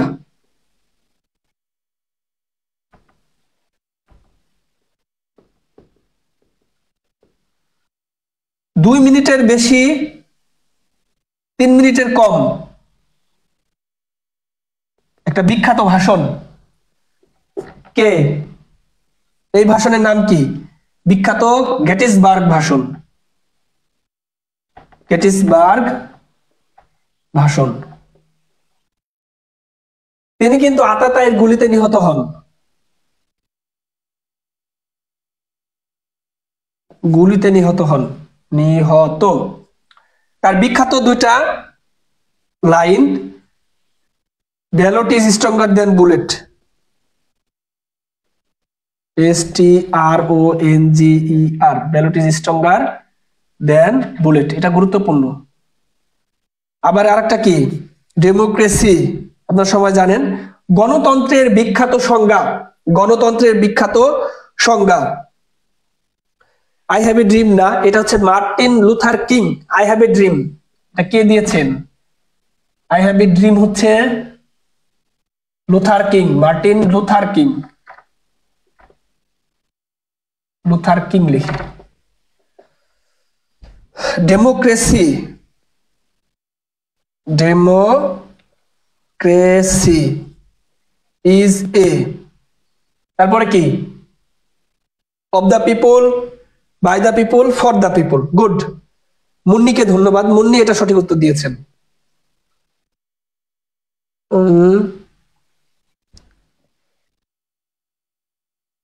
Of the people by the people, আর হচ্ছে ফর দা পিপুল। আমাদের 1 তারিখ থেকে 15 তারিখের মধ্যে লেটেস্ট কিছু সাম্প্রতিক আছে, এই ক্লাসটা একটু পরে নিব। ক্লাসটা হচ্ছে 2-3টা ক্লাস নেওয়ার পরে তারপরে। যাই হোক, তাহলে মার্কিন যুক্তরাষ্ট্রের প্রথম প্রেসিডেন্ট ছিলেন জর্জ ওয়াশিংটন এবং প্রেসিডেন্ট হয়েও হোয়াইট হাউসে বাস করতে পারেননি। যুক্তরাষ্ট্রের 16তম প্রেসিডেন্ট ছিলেন আব্রাহাম লিঙ্কন। তিনি যুক্তরাষ্ট্রের গৃহযুদ্ধকালীন প্রেসিডেন্ট ছিলেন এবং দাসপ্রথার বিলুপ্তি ঘটান। 1863 সালে যুক্তরাষ্ট্রের পেনসিলভেনিয়ায় একটি বিখ্যাত ভাষণ দেন, গেটিসবার্গ ভাষণ। এটার স্থায়িত্ব ছিল 2 মিনিটের একটু বেশি, 3 মিনিটের একটু কম। আচ্ছা, সরে যাচ্ছি।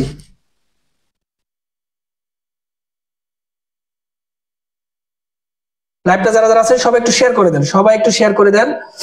আর হচ্ছে আশা করি শেষ পর্যন্ত থাকবেন।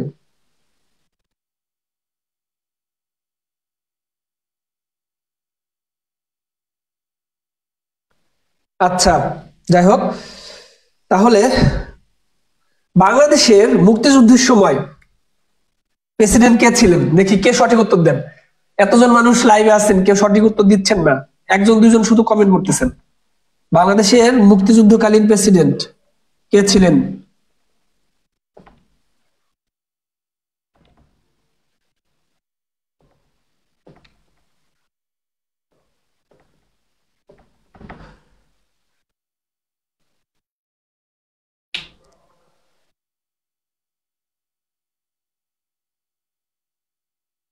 Hillary Clinton.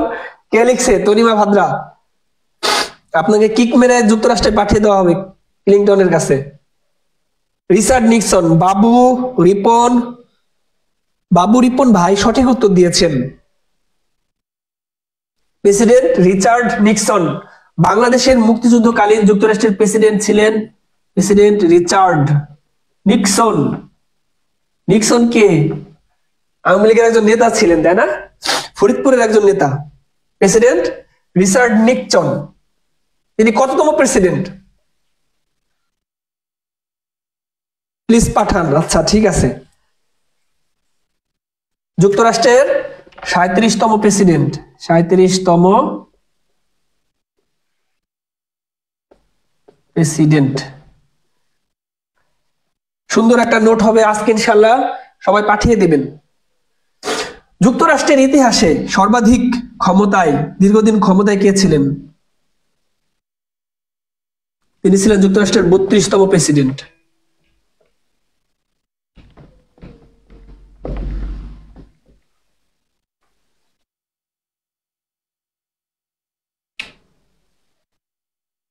রিচার্ড নিক্সন না, হ্যাঁ, রিচার্ড নিক্সন হচ্ছেন, তিনি বাংলাদেশের মুক্তিযুদ্ধকালীন প্রেসিডেন্ট ছিলেন, যুক্তরাষ্ট্রের 32তম প্রেসিডেন্ট। তিনি দীর্ঘদিন ক্ষমতায় ছিলেন। ফ্রাঙ্কলিন ডি রুজভেল্ট 12 বছর ছিলেন।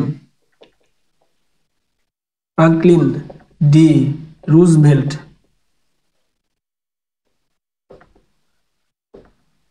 কত বছর ছিল? 12 বছর। দেখেন, আমাদের দেশের যে কাহিনী বা নির্বাচন, একজন বারবার কিন্তু ক্ষমতায় থাকতে পারে, বা হচ্ছে আমাদের কিন্তু ওরকম আইন নেই, ল নেই। কিন্তু যুক্তরাষ্ট্রে কিন্তু সর্বাধিক বা হচ্ছে সর্বোচ্চ 2বার কিন্তু তিনি প্রেসিডেন্ট হতে পারেন।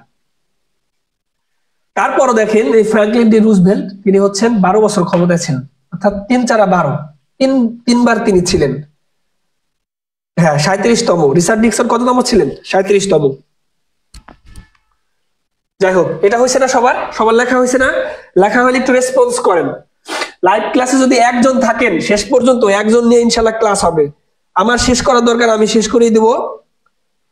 পরে হচ্ছে পড়লেও লস, না পড়লেও লস, লাইভে থাকলেও এটা হচ্ছে ব্যাপার। আচ্ছা, এটা আমি মুছে দিই। হয়েছে না? সবার স্ক্রিনশট নিয়ে রাখতে পারেন। ডান, ঠিক আছে। প্রথমে 1-2জন হচ্ছে ইয়ে করলেই হবে, আমরা সময় নষ্ট কম করব। এবার মার্কিন যুক্তরাষ্ট্রের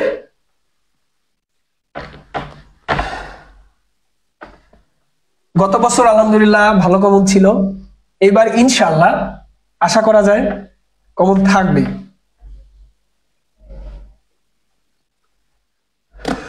মার্কিন যুক্তরাষ্ট্রের কি বলেন আইনসভা নিয়ে আমরা এখনো জানিনি।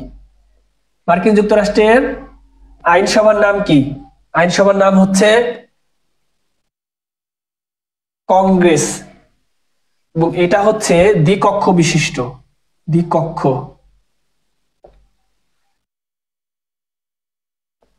মার্কিন যুক্তরাষ্ট্রের আইনসভার উচ্চ কক্ষ একটা, আর একটা হচ্ছে নিম্ন কক্ষ। সবাই লেখেন দ্রুত, নিম্ন কক্ষ। উচ্চ কক্ষের নাম কি এবং নিম্ন কক্ষের নাম কি?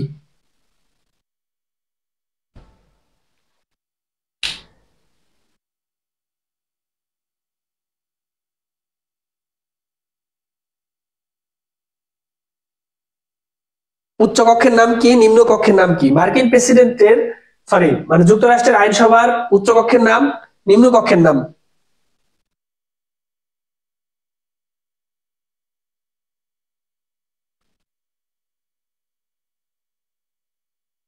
আচ্ছা, সবাই একটু দ্রুত কমেন্ট করেন। উচ্চকক্ষ সিনেট। তনিমাকে ধন্যবাদ, তনিমা সঠিক উত্তর দিয়েছেন। উচ্চকক্ষ হচ্ছে সিনেট। প্রথম সঠিক উত্তর কে দেন এটা দেখার বিষয়, সিনেট। আর নিম্নকক্ষ কি? সিনেটের সদস্য সংখ্যা কয়টি? সিনেটের সদস্য সংখ্যা হচ্ছে 100, তাই না? প্রতি রাজ্য থেকে 2 জন, এখানে লিখে দিই, প্রতি রাজ্য থেকে 2 জন। আর নিম্ন কক্ষ কি? House of representative, house of representative. এইখানকার সদস্য সংখ্যা কত? House of representative. আচ্ছা, নিম্ন কক্ষের সদস্য সংখ্যা কত?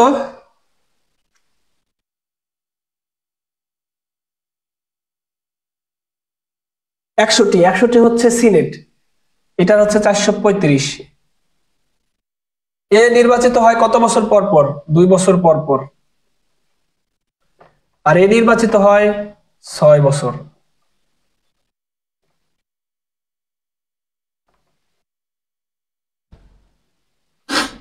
এইবার দেখেন, যুক্তরাষ্ট্রের প্রেসিডেন্ট নির্বাচন হলো ভালো কথা, সে কংগ্রেসে গেল ভালো কথা। মানে হচ্ছে এটা বাংলাদেশের কি, বাংলাদেশে হচ্ছে পার্লামেন্ট, তাই না? জাতীয় সংসদ। যুক্তরাষ্ট্রের প্রেসিডেন্টের সরকারি বাসভবন,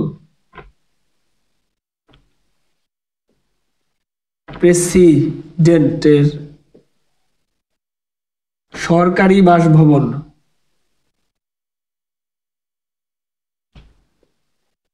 যুক্তরাষ্ট্রের প্রেসিডেন্টের সরকারি বাসভবনের নাম কি? White house. আমরা একটু আগে পড়েছি, হোয়াইট হাউস। তারপরে আরেকটা আছে কি আমাদের, ব্লু হাউস। ব্লু হাউসটা কি? ব্লু হাউসটা হচ্ছে দক্ষিণ কোরিয়ার প্রেসিডেন্টের বাসভবন।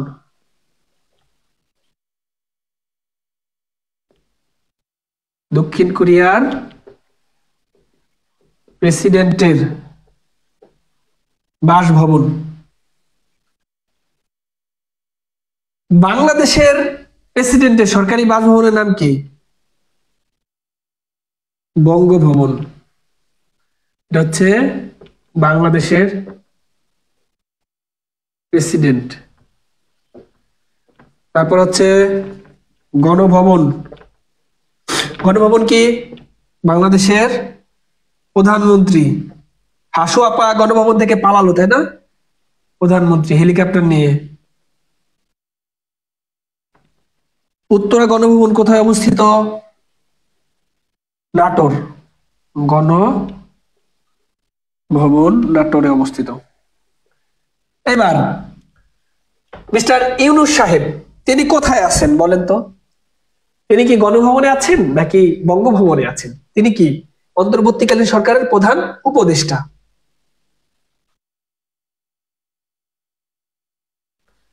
ইউনূস সাহেবের যে বাসভবন এটার নাম কি? দেখি কে সঠিক উত্তর দেন।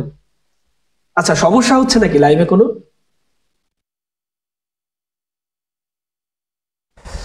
আপা চলে যায় না, আপা পালাই গেছে। আচ্ছা, লোক সংখ্যা এত কম কেন বুঝলাম না, কি হলো? আমার এখানে মাঝে মাঝে একটু সমস্যা দেখা দিচ্ছে, যাই হোক সবাই একটু মানিয়ে নিন, হ্যাঁ। আমি হয়তো বা অনেক সময় অনেক কমেন্ট পড়তে পাচ্ছি না।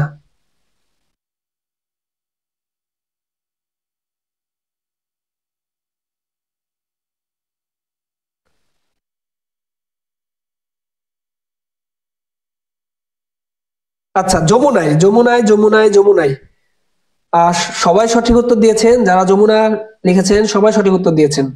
এখনো যারা লাইভটি শেয়ার করেনি তারা একটু শেয়ার করে দেন। যমুনা, মোহাম্মদ আসাদুল ভাই সঠিক উত্তর দিয়েছেন যমুনা। বাবু রিপন ভাই সঠিক উত্তর দিয়েছেন। অনেকে সঠিক উত্তর দিয়েছে এটা যমুনা। যমুনা কি রাষ্ট্রীয় অতিথি ভবন? যমুনা, এটা পরীক্ষা আসতে পারে। যমুনা হচ্ছে রাষ্ট্রীয়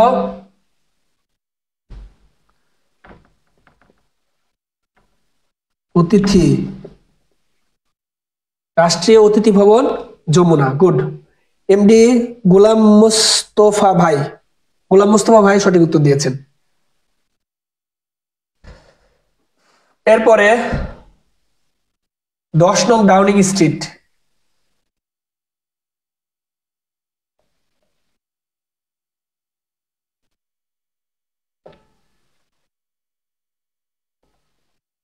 এটা কার বাসভবন বলেন তো? যারা লাইভটা এখনো শেয়ার করেননি তারা একটু শেয়ার করে দেন।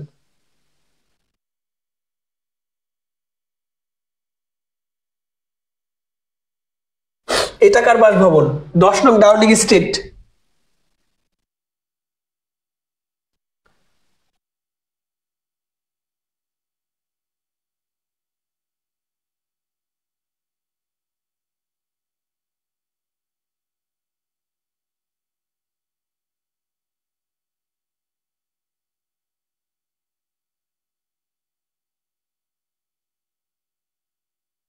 10 নং ডাউনিং স্ট্রিট কার?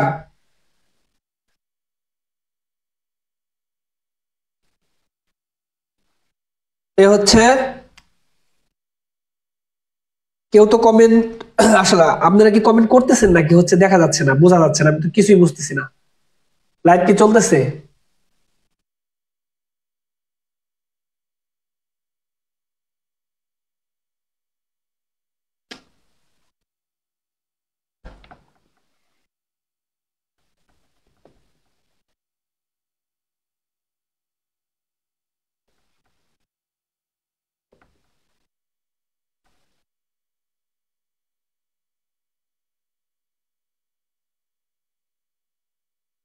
যুক্তরাজ্যের প্রধানমন্ত্রী, হ্যাঁ মুন্নি সঠিক উত্তর দিয়েছে প্রথমে।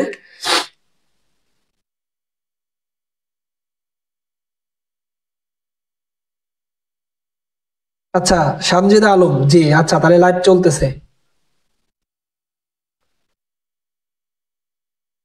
তাহলে যুক্তরাষ্ট্রের আইনসভার নাম হচ্ছে কংগ্রেস, উচ্চকক্ষের নাম হচ্ছে সিনেট, নিম্নকক্ষ হচ্ছে হাউস অফ রিপ্রেজেন্টেটিভস। যুক্তরাষ্ট্রের প্রেসিডেন্টের সরকারি বাসভবনের নাম হচ্ছে হোয়াইট হাউস। ব্লু হাউস হচ্ছে দক্ষিণ কোরিয়ার প্রেসিডেন্টের সরকারি বাসভবন। বঙ্গভবন হচ্ছে বাংলাদেশের প্রেসিডেন্টের বাসভবন। গণভবন হচ্ছে বাংলাদেশের প্রধানমন্ত্রীর। উত্তরা গণভবন নাটোরে। যমুনা হচ্ছে রাষ্ট্রীয় অতিথি ভবন। এবং ইউনুস সাহেবের বাসস্থান, তাই না? ইউনুস,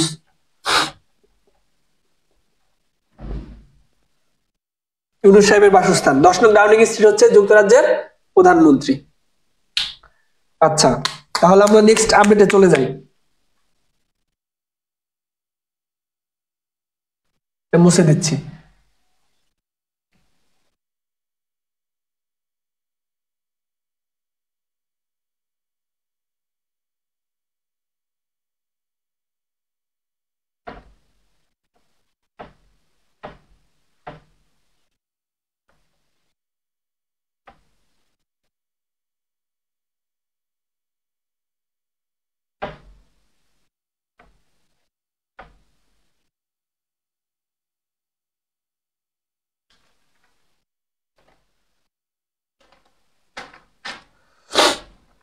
আমরা এরপরে যাবো ইউসুফ, ইউনুস ইউসুফ।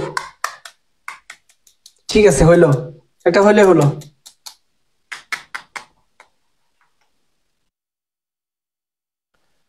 আচ্ছা, আমরা যাব হচ্ছে এলডিসি,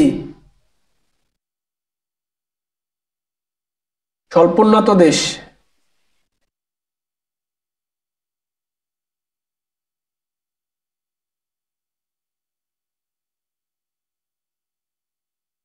আজকে লোক সংখ্যা কম না, আজকে ইনশাল্লাহ অনেক পড়াবো, যাতে এই লাইভ, এক লাইভ থেকে ইনশাল্লাহ কমন থাকে।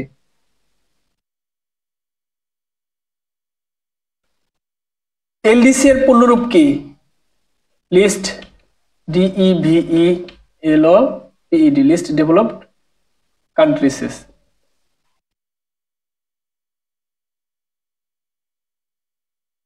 এই স্বল্পোন্নত দেশের ধারণাটা আসলে কি? আপনারা সবাই জানেন যে হচ্ছে উন্নয়নশীল দেশ, স্বল্পোন্নত দেশ, উন্নত দেশ, আমরা এই দেশগুলোর কিন্তু নাম আমরা বিভিন্ন সময় কিন্তু শুনেছি। কিন্তু দেখেন এই দেশগুলোর আসলে ক্যাটাগরি কি বা কিসের ভিত্তিতে এই দেশগুলোর মানদণ্ড নির্ণয় করা হয়, এটা হয়তো আমরা অনেকেই জানি না। তো দেখেন 16 মানে হচ্ছে 1960 সালের ওই সময়ে যুক্তরাষ্ট্র, মানে জাতিসংঘ, তারা হচ্ছে বিশ্বের বিভিন্ন দেশকে হচ্ছে তারা দুইটা ক্যাটাগরিতে ভাগ করে। একটা হচ্ছে উন্নত এবং হচ্ছে উন্নয়নশীল। তো উন্নয়নশীল দেশগুলোর মধ্যে একটা হচ্ছে উন্নত, একটা হচ্ছে উন্নয়নশীল। তো উন্নয়নশীল দেশগুলোর মধ্যে যাদের অবস্থা আরো খারাপ তাদেরকে হচ্ছে স্বল্পোন্নত, স্বল্পোন্নত দেশে ভাগ করা হয়। এইবার এটা একটা মানদণ্ড আছে, তিনটা মানদণ্ড। একটা হচ্ছে GNI, একটা হচ্ছে HAI, একটা হচ্ছে EVI। এটা হচ্ছে GNI, গ্রোস ন্যাশনাল ইনকাম আমরা যেটা বলি, মাথা পিছু আয়। এটা হচ্ছে কি হিউম্যান অ্যাসেট ইন্ডেক্স, এবং এটা হচ্ছে ইকোনমিক ভুলনারেবিলিটি ইন্ডেক্স।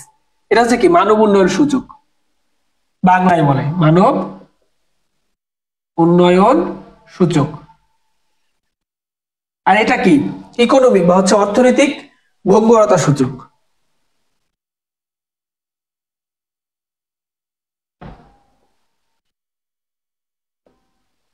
অর্থনৈতিক ভঙ্গুরতা সূচক, GNI মাথা পিছু আয়, মাথা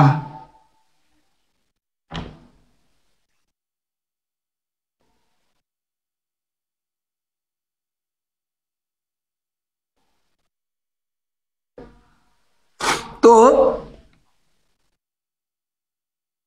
GNI, HAI, EVI। তো কোন দেশের মাথা পিছু আয় বা হচ্ছে GNI, এটা হচ্ছে আমরা $1212 থেকে $1306 বেশি হয়। এবং HAI এটা পয়েন্ট, আপনারা সবাই জানেন এটা পয়েন্টের উপরে ডিপেন্ড করে। এইচ একটা পয়েন্ট থাকে, 100 হচ্ছে রেঞ্জ 0 থেকে 100। তো পয়েন্ট হচ্ছে 66 বেশি হবে এবং EVI 32 কম হবে। যদি কোনো দেশ এই তিনটা শর্ত পূরণ করে তখন হচ্ছে সে স্বল্পোন্নত দেশ থেকে বেরিয়ে উন্নয়নশীল দেশে পদার্পণ করবে। এটা হচ্ছে তিন শর্ত, তিন শর্ত থেকে উত্তোলন। অফলাইনে আসলে এগুলো সব আলহামদুলিল্লাহ পড়িয়েছি, এগুলো দেখিয়েছি, এবং এবার যেই বইগুলো আছে বা যেটাই থাকুক ওগুলো একটু রিভিশন হয়ে যাবে ওদের। পড়াটা তো আগেই হয়ে গেছে, এবার আবার রিভিশন দিবে। যাই হোক, এবার দেখেন এই তিন শর্ত থেকে যদি কোনো দেশ তিনটা শর্ত যদি পূরণ করে তাহলে হচ্ছে তারা স্বল্পোন্নত থেকে উন্নয়নশীল দেশে পদার্পণ করবে। তো বর্তমানে এই স্বল্পোন্নত দেশের সংখ্যা কয়টি? বর্তমানে হচ্ছে 44টি।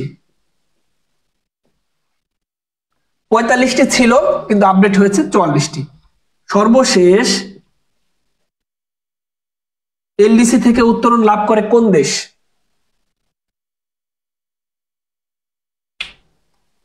ইংলিশ গুলো লাগবে না, জাস্ট বাংলাটা বুঝলে হবে। হ্যাঁ,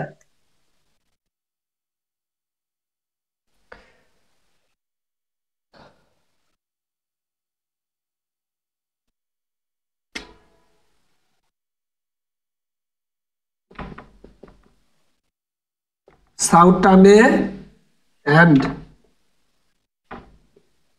প্রিন্সিপে, এটা আফ্রিকার একটা দেশ।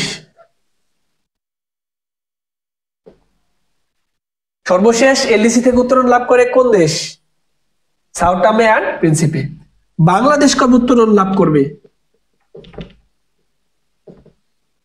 বাংলাদেশ 2024 সালের 2026 সালের 24শে নভেম্বর।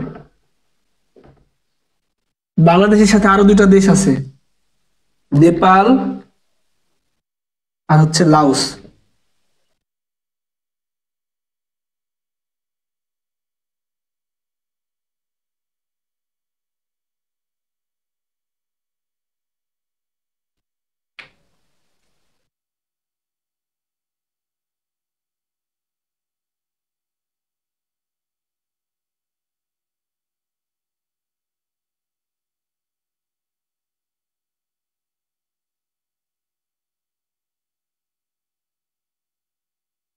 নেপাল আর লাওস বাংলাদেশের সাথে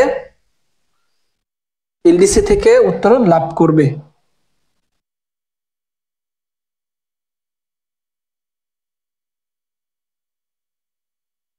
আচ্ছা, এই পর্যন্ত হয়েছে না সবার? এই পর্যন্ত হলে ডান লেখেন, বুঝতে পারবো যে এই পর্যন্ত হয়েছে। হ্যাঁ,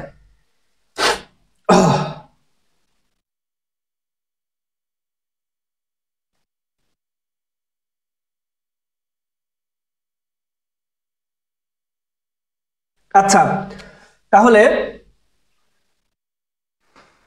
বর্তমানে আরেকটা ইনফরমেশন আমাদের গিয়েছে, বাংলাদেশ এই এলডিসি তে অন্তর্ভুক্ত হয় কত সালে?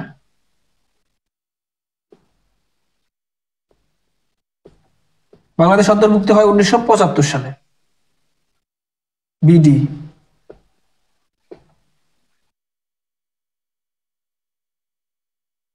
ডান। আচ্ছা, ঠিক আছে। সানজিদা আলম ডান, রিমা ডান, তনিমা ডান, মুন্নি ডান। আচ্ছা, তাহলে এলডিসি এর পুনরূপ হচ্ছে লিস্ট ডেভেলপড কান্ট্রিজ। বর্তমানে এলডিসি ভুক্ত দেশ হচ্ছে 44টি। সর্বশেষ বের হয় Sao Tome and Principe. Bangladesh বের হবে 2026 সালের 24শে নভেম্বর। বাংলাদেশের সাথে নেপাল এবং লাওস এই দুই দেশও উত্তরণ লাভ করবে। বাংলাদেশ এলডিসি তে অন্তর্ভুক্ত হয় 1975 সালে। এলডিসি থেকে উত্তরণের শর্ত হচ্ছে 3টি। সম্পূর্ণত দেশ থেকে উন্নয়নশীল দেশে পদার্পণ করবে, এ হচ্ছে ব্যাপার। তাহলে এটা মুছে দিই।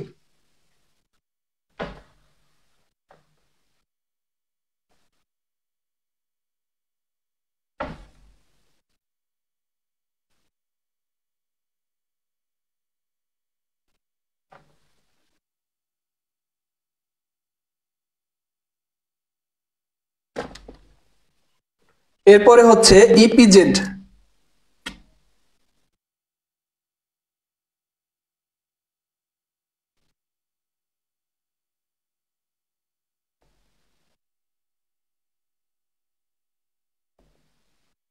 Export processing zone. বাংলাদেশে মোট ইপিজেড রয়েছে কয়টি?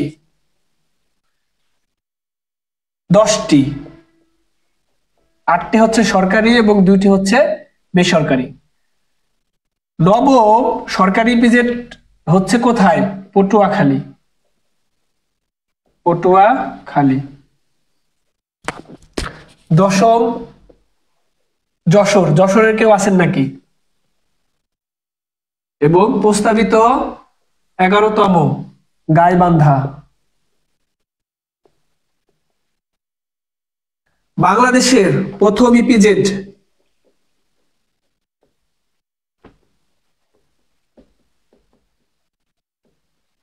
চট্টগ্রাম ইপিজেড প্রতিষ্ঠিত হয় কবে? এটা বলেন তো, প্রতিষ্ঠিত হয় কবে?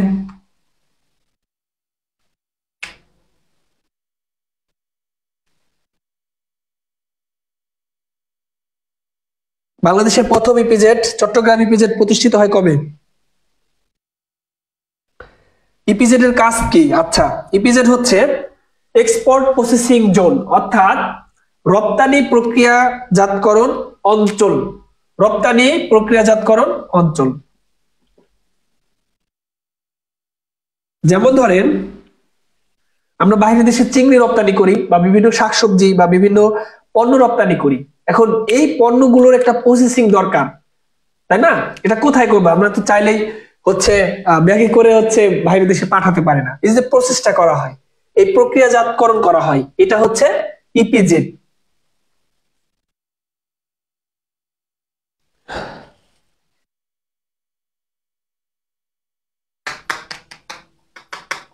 ইপিজেড, হ্যাঁ। এটা কত সালে প্রতিষ্ঠিত হয়? বাংলাদেশের প্রথম ইপিজেড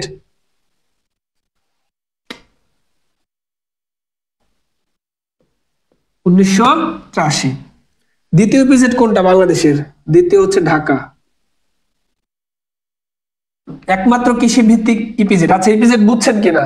একমাত্র একমাত্র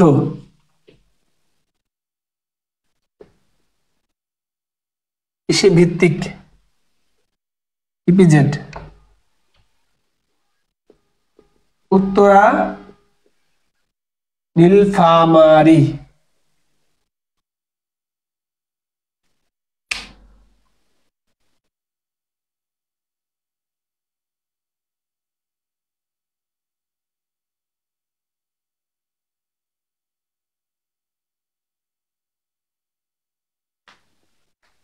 উত্তরা নীলফামারী।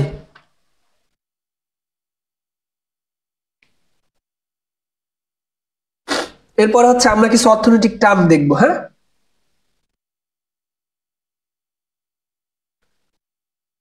এই পর্যন্ত হয়েছে না সবার? ইপিজেড হয়েছে সবার? সবাই একটু কমেন্ট করেন। আমরা হচ্ছে এবার অর্থনৈতিক টার্মে চলে যাব।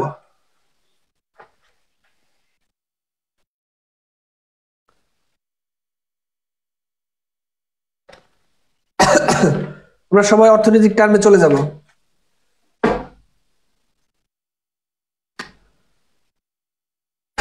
তাহলে ইপিজেড এর পূর্ণরূপ হচ্ছে এক্সপোর্ট প্রসেসিং জোন, রপ্তানি প্রক্রিয়াজাতকরণ অঞ্চল।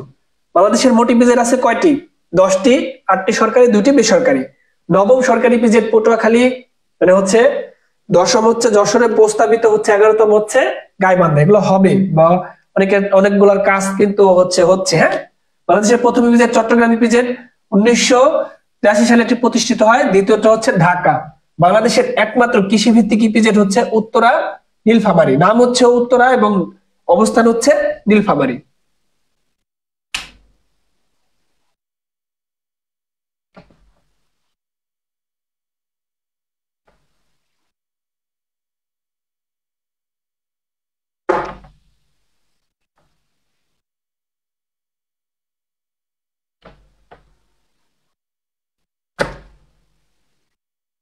এরপরে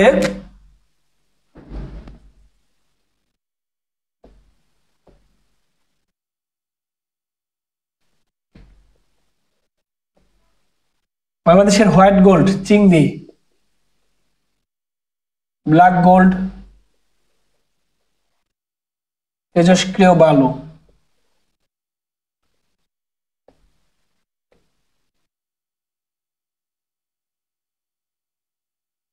বাংলাদেশের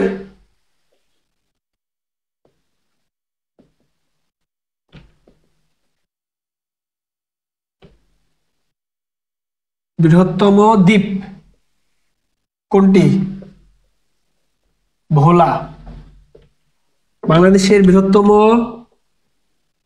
বদ্বীপ সুন্দরবন। আজকের ক্লাসটা অনেক ইনফরমেটিভ ছিল। প্রথম থেকে আমরা মার্কিন যুক্তরাষ্ট্র পড়িয়েছি, তারপরে হচ্ছে প্রেসিডেন্ট নির্বাচন দেখলাম, এলডিসি দেখলাম, ইপিজেড দেখলাম, অর্থনৈতিক কিছু টার্ম দেখছি। যুক্তরাষ্ট্রের কিন্তু খুব গুরুত্বপূর্ণ ছিল, হ্যাঁ। এবার পৃথিবীর বৃহত্তম দ্বীপ গ্রিনল্যান্ড।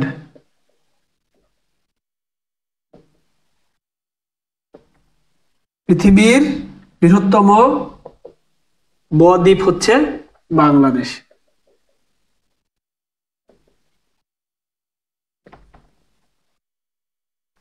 একমাত্র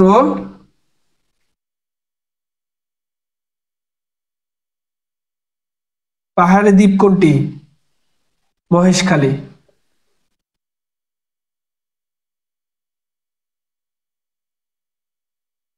ইউরেনিয়াম পাওয়া গেছে কোথায়?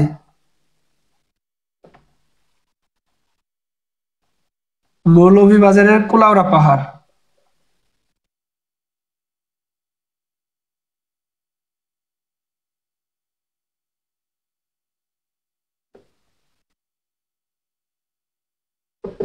মৌলভীবাজারের কুলাউড়া পাহাড়। তারপরে আর কি আছে?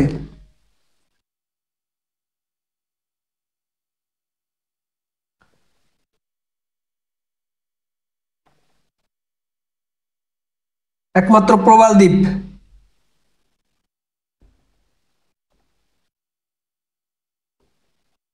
Saint Martin.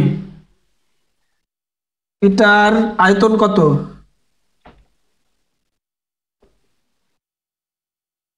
8 বর্গ কিলোমিটার।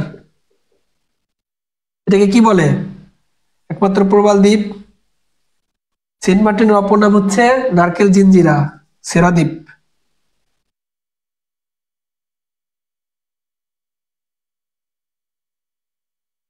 নারকেল জিঞ্জিরা, সেরা দ্বীপ। আচ্ছা, এরপরে আর কি আছে? সবাই কি লিখতেছেন?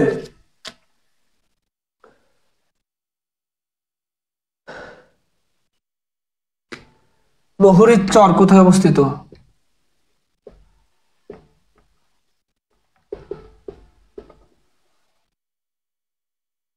বহুরীর চর ফেনীর বিলোনিয়া সীমান্ত।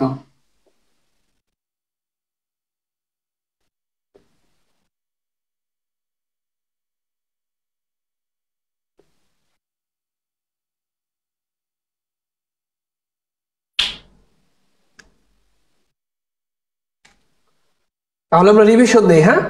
সবার তো হয়েছে না? বাংলাদেশের হোয়াইট গোল্ড বলা হয় কাকে?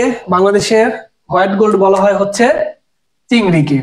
বাংলাদেশের ব্ল্যাক গোল্ড বলা হয় তেজস্ক্রিয় বালুকে।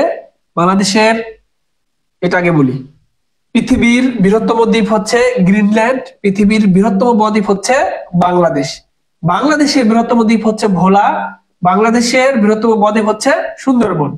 বাংলাদেশের একমাত্র পাহাড়ি দ্বীপ, অর্থাৎ যে দ্বীপে পাহাড় আছে, সেটা হচ্ছে মহেশখালী। ইউরেনিয়াম পাওয়া গিয়েছে মৌলভীবাজারের কুলাউড়া পাহাড়ে। একমাত্র প্রবাল দ্বীপ সেন্ট মার্টিন দ্বীপ, এটার আয়তন 8 বর্গ কিলোমিটার। এটার স্থানীয় নাম হচ্ছে নারকেল জিঞ্জিরা বা সেরা দ্বীপ। মহুরীর চর কোথায় অবস্থিত? ফেনীর বিলোনিয়া সীমান্তে।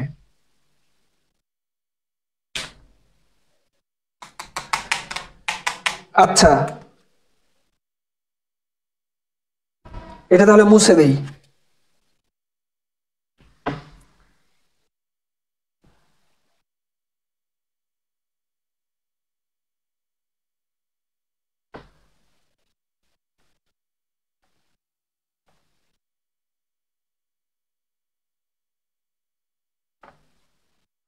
খেলাধুলার আপডেটের উপরে হচ্ছে একটা ফুল একটা ক্লাস থাকবে ইনশাল্লাহ।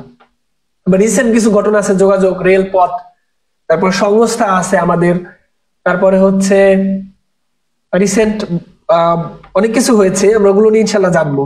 সিরিয়া নিয়ে কিছু জানবো, আস্তে আস্তে জানবো, হ্যাঁ?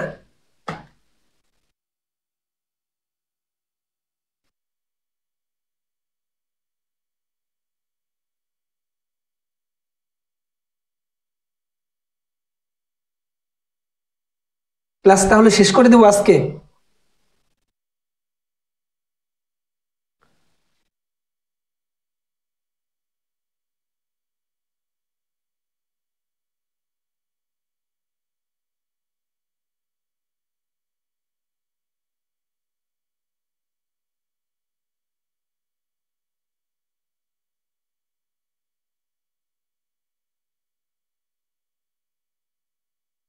আচ্ছা, আছেন আপনারা? 25, ঠিক আছে। জিআই এর পূর্ণরূপ কি?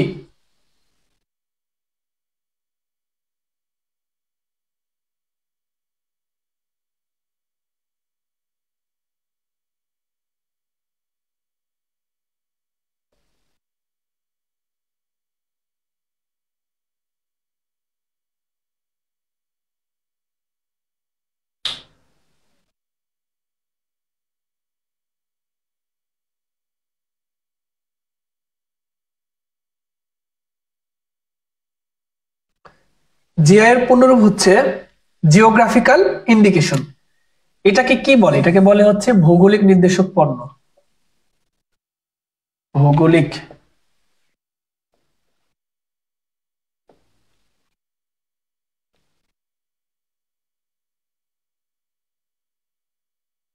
অর্থাৎ কোন দেশের মাটি, পানি, আবহাওয়া কোন একটি পণ্য উৎপাদনে বিশেষ ভূমিকা পালন করে, তখন তাকে ওই অঞ্চলের ভৌগোলিক পণ্য বলে।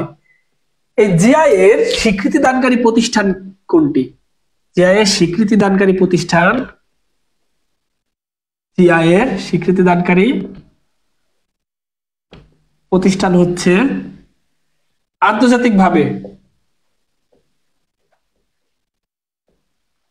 উইপো, WIPO, উইপো, ওয়ার্ল্ড ইন্টেলেকচুয়াল প্রপার্টি অর্গানাইজেশন। বাংলাদেশের পক্ষে শিল্প মন্ত্রণালয় অধীনে পেটেন্ট, ট্রেডমার্ক, ডিজাইন অধিদপ্তর, পেটেন্ট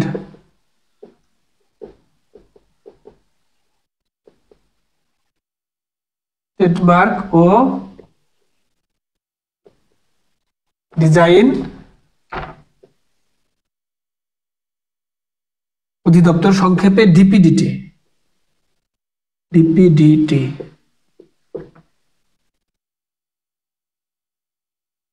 বাংলাদেশের প্রথম স্বীকৃত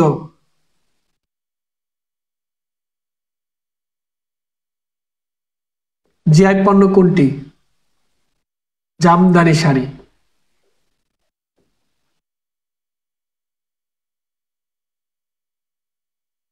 কত সালে স্বীকৃতি পায়? 2016। দ্বিতীয় স্বীকৃত জিআই পণ্য ইলিশ, 2017। তৃতীয় কত? খিরসাপতি আম, তাই না?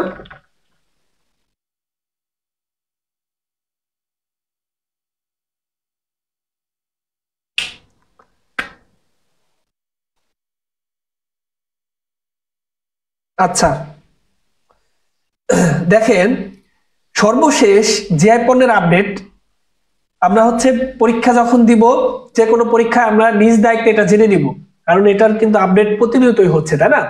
দেখো আমি এখন একটা লাস্ট পড়ালাম, কিছুক্ষণ পরে আবার আরেকটা হইলো, এরকম হতে পারে। তো এটা নিজ দায়িত্বে জেনে নেবেন, এটা গুরুত্বপূর্ণ ভৌগোলিক নির্দেশক পণ্য। তাহলে জিআই এর পূর্ণরূপ হচ্ছে জিওগ্রাফিক্যাল ইন্ডিকেশন, এটাকে বলা হয় ভৌগোলিক নির্দেশক পণ্য। এটি স্বীকৃতি দানকারী প্রতিষ্ঠান হচ্ছে আন্তর্জাতিকভাবে উইপো, বাংলাদেশের পক্ষে শিল্প মন্ত্রণালয়, শিল্প মন্ত্রণালয়ের অধীনে পেটেন্ট, ট্রেডমার্ক, ডিজাইন অধিদপ্তর, সংক্ষেপে বলা হয় ডিপিডিটি। বাংলাদেশের প্রথম স্বীকৃত জিআই পণ্য জামদানি 2016, দ্বিতীয় ইলিশ 2017, তৃতীয় খিরসাপতি আম। প্রথম গুলা ইম্পর্টেন্ট এবং লাস্টের গুলা ইম্পর্টেন্ট। উইপো, ওয়ার্ল্ড ইন্টেলেকচুয়াল প্রপার্টি অর্গানাইজেশন, উইপো, ওয়ার্ল্ড ইন্টেলেকচুয়াল, আইতে ইন্টেলেকচুয়াল, পিতে প্রপার্টি, ওতে organisation, world intellectual property organisation. এটা মুছে দেই।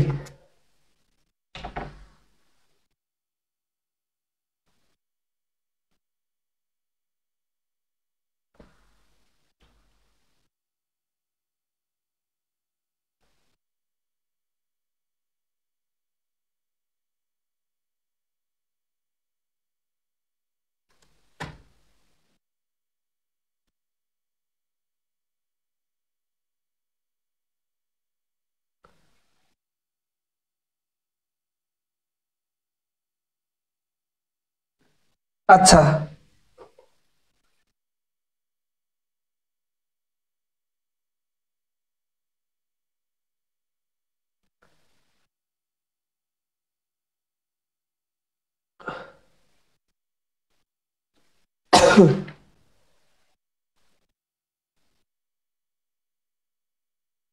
তাহলে আজকে আমরা কি কি জানলাম?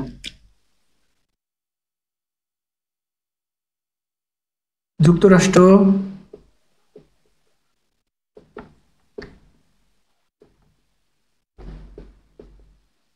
প্রেসিডেন্ট নির্বাচন, তারপরে হচ্ছে বাসভবন, তারপর হচ্ছে এলডিসি, ইপিজেড, জিআই।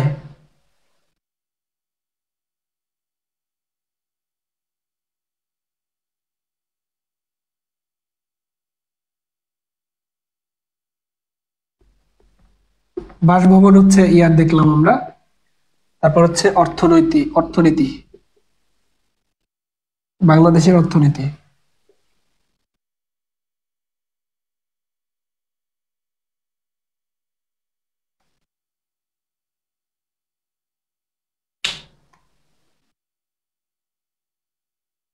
আচ্ছা, তাহলে আজকের ক্লাসে আমরা এগুলো পড়লাম। হ্যাঁ, প্রথম থেকে একদম যারা শুরু থেকে ছিলেন, আজকে তো সবাই নোট করেছেন তাই না? তো সবাই নোটগুলো পাঠিয়ে দিন, যার নোটটা ভালো হবে তার নোট ইনশাল্লাহ পাবলিশ করা হবে। আর নেক্সট ক্লাস ইনশাল্লাহ আরো ইনফরমেটিভ হবে এবং লেটেস্ট। আমাদের যেমন এলডিসি আমরা 45টা অনেক সময় পড়িয়েছিলাম কয়েকদিন আগেও, কিন্তু এটা চেঞ্জ হয়েছে, 44 হয়েছে। তারপর হচ্ছে যুক্তরাষ্ট্রের আমরা আরো অনেক কিছু জেনেছি ভিতরে, যেগুলো যেগুলো আমাদের বাদ ছিল, মানে রিলস আপডেট বা বড় ভিডিও বা ক্লাসে যেটা বাদ ছিল, এটা কিন্তু আজকে আমাদের জানা হয়েছে আলহামদুলিল্লাহ।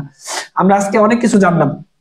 আর নেক্সট ক্লাসে আশা করি খুব দ্রুতই হবে, 3 দিন বা 4 দিন পরে হবে ইনশাল্লাহ। নেক্সট ক্লাসে আরো বেশি ইনফরমেটিভ হবে এবং সব সাম্প্রতিক রিলেটেড এবং সাম্প্রতিকের সাথে যদি কোনো অংশ থাকে আমরা ইনশাল্লাহ ওইটাই জানবো এবং সম্পূর্ণ ফ্রিতে।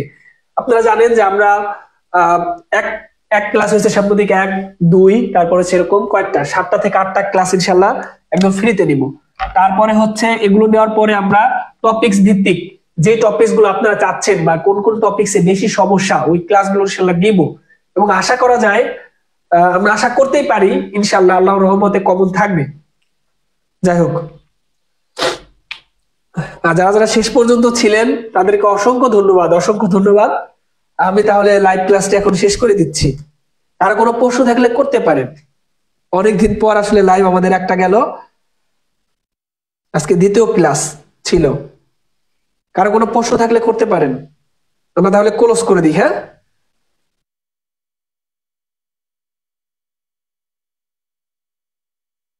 ইনশাআল্লাহ।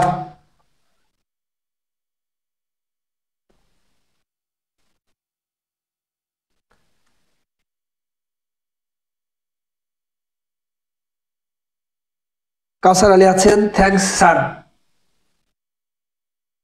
সুমাইয়া আলম অনেক হেল্পফুল ছিল। আচ্ছা ঠিক আছে, ধন্যবাদ। তনিমা আপনাকেও ধন্যবাদ। আপনাকে হচ্ছে আমরা যুক্তরাষ্ট্রে পাঠানোর ব্যবস্থা করছি। রাহাত জয় ভাই আছেন ইনশাআল্লাহ। ঠিক আছে, তাহলে ক্লোজ করে দিই। সবাই ভালো থাকবেন, সুস্থ থাকবেন। দেখা হবে নেক্সট ক্লাসে। আর অবশ্যই রিলস আপডেট যেগুলো আছে নিচে একটু কমেন্ট করবেন, ভালো লাগলে শেয়ার করবেন, এটা হচ্ছে ব্যাপার। যাই হোক।